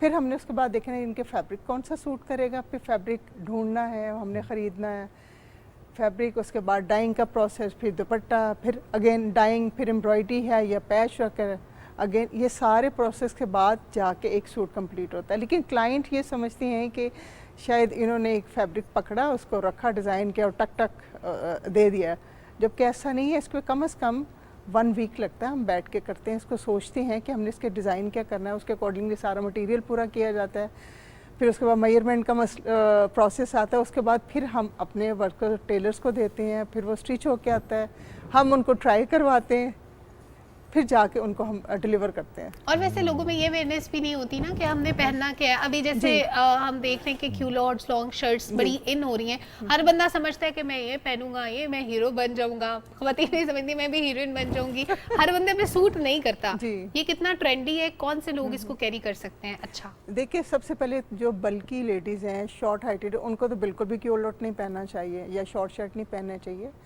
उनको लाइंस में, ऊपर से नीचे की तरफ लाइंस में पहनना चाहिए ताकि उनकी हाइट ज़्यादा लगे और थोड़ी स्लिम स्मार्ट लुक आए उनकी। और बाकी स्लिम जो लेडीज़ है वो तो एनी टाइप पहन सकती हैं, उसमें काफ्तान है, उसमें लॉन्ग शर्ट, फुल लेंथ में शर्ट्स चल रही हैं और हाई वेस्टेड ट्राउज़र्स हैं, उसके ऊपर टैन टॉप चल रही हैं, ऊपर गाउन चल रहे हैं, डिफरेंट कोट्स चल रहे हैं। उनके लिए थोड़ी वैरायटी ज़्यादा हो जाती है। गाउन्स सिर्फ स्मार्ट लड़की के लिए ही है? नहीं, बिल्कुल भी नहीं, बिल्कुल नहीं, बिल्कुल नहीं। यानी उसके लिए थोड़े से अगर का वजन ज़्यादा थोड़े ओवर वेट है, उसमें भी गाउन आपके फुल सब बॉडी को कवर कर लेता है। यानी गाउन का स्टाइल थोड़ा डिफरेंट हो जाएगा। उसका कट अच्छा होना चाहिए। जब आप कट में जाएंगे तो फिर आपके और बीना के ड्रेसेस का कट बहुत अच्छा होता है, बहुत अमेजिंग होता है, नो डाउट। अच्छा बीना जी, अगर वजन किसी का ज़्यादा है तो उसके लिए टाइट फिटिंग कपड़े बेहतर रहते हैं या कि लूज फिटिंग कपड़े बेहतर रहते हैं? नहीं, उनको स्ट्रेट कट में पहनना चाहिए, लूज के स्ट्रेट Box कट में fitting। पहनना चाहिए। उनको सिल्क नहीं पहननी चाहिए, सिल्क नहीं ठीक है। पहननी चाहिए, उनको स्ट्रेट कट में पहनना चाहिए और नॉर्मल ट्राउज़र के साथ आप पहने। और इवन के अगर आप लाइंस का, फिर अगेन वही कि लाइंस के साथ अगर वो पहनती हैं तो उसमें बहुत स्मार्ट और डार्क कलर पहनने चाहिए। जो हेल्दी लेडीज़ हैं उनको डार्क कलर पहने। अब तो पहले तो उनको वेट कम करना चाहिए। अगर वो नहीं हो सकता, वो कपड़ों से गुजारा करना नहीं करना चाहिए, लेकिन नहीं होता तो ये उनकी अपनी चॉइस है। नहीं भाई, ये बात बिल्कुल दुरुस्त है, कोशिश जरूर करनी चाहिए, बिकॉज़ ज़ाहिर है कि अगर आपका वजन ज़्यादा है तो बहुत से इश्यूज आपके साथ अटैच हो जाते हैं। तो कोशिश बहरहाल ख़वातीन करते हैं, but sometimes due to hormonal issue, बच्चों की पैदाइश के बाद या किसी और वजह से नहीं कम हो रहा होता, तो उसमें फिर ज़ाहिर है आपको कोशिश ये करनी होती है कि आप ऐसे ड्रेस सिलेक्ट करें कि ये ना हो कि आपने देखा है आयज़ा खान ने पहना था, ये सजल ने पहना था, कुबरा ने पहना था, मैं भी वो पहन लूँ। भाई नहीं, वो नहीं था। तो आपने अपने हिसाब से पहने, तो वो फिर आपका रोल वहाँ पर आ जाता है कि आपने उनको कन्विंस करना है, बताना है कि अच्छा ठीक है, आपने मुझे बता दिया कि आपको क्या चाहिए, अब मैं आपको बताऊंगी कि आपको क्या पहनना चाहिए, किस तरह से पहनना चाहिए। फैब्रिक आपकी मर्जी का, स्टाइल कट हमारी मर्जी का। बिल्कुल, पहले हम क्लाइंट से सुनते हैं कि वो क्या बनवाना चाह रही है, उसके अकॉर्डिंग फिर हम उनको गाइड करते हैं कि आपको कैसा कट पहनना चाहिए। और जैसे भी शादियों का भी सीजन आ रहा है ना, काफी लोग आपके पास आ रहे होंगे भारी भारी कपड़ों के लिए भी, तो उनके लिए क्या ट्रेंड्स चल रहे हैं आजकल? क्या वही लहंगे शरारे दुल्हनों के लिए? बिल्कुल, थोड़ा सा ट्रेंड चेंज हुआ है इसमें। ब्लाउज और लहंगे, हाई वेस्टेड लहंगे और ब्लाउज ज़्यादा इन हुए हैं, लेकिन वही गाउन उसके ऊपर चल रहे हैं। बिल्कुल ठीक है। और ज़्यादातर मेरे पास जो बच्चियां आ रही हैं उनके जैसे मदर्स के हैं 30-40 इयर्स, जो उन्होंने खुद अपने वेडिंग डे पे पहना था, वो ड्रेसेस मेरे पास लेकर उनको मैं एक नया मॉडिफाई करके, बिल्कुल उसको एक बिल्कुल लेटेस्ट लुक में लेके आते हैं। और वो पहन के ज़्यादा अच्छा भी लगता है, ज़्यादा खूबसूरत, माएँ भी खुश होती हैं, दुआएं भी ज़्यादा मिलती हैं। मीरा जी बहुत शुक्रिया आज के दिन के लिए, आप साथ मौजूद थी। जिक्र आपका आता है, बात कब हो पाती है, कम हो पाती है। ज़्यादातर कपड़े मेरे बीना के डिजाइन किए हुए होते हैं और बहुत अमेजिंग, माशाल्लाह, नो डाउट जी। अब देखिए ज़रा उनका ये एक टैलेंट है ना कि वो एक ही तरह का फैब्रिक होता है समटाइम्स, लेकिन उसमें डिफरेंट कट्स के साथ इंट्रोड्यूस करते हैं, वेरिएशन लेकर आते हैं। नाज़रीन, वक्त हो गया ख़त्म, अपना ख्याल रखिए, दुआ में याद रखिए, मुलाकात कल करेंगे। अल्लाह हाफ़िज़।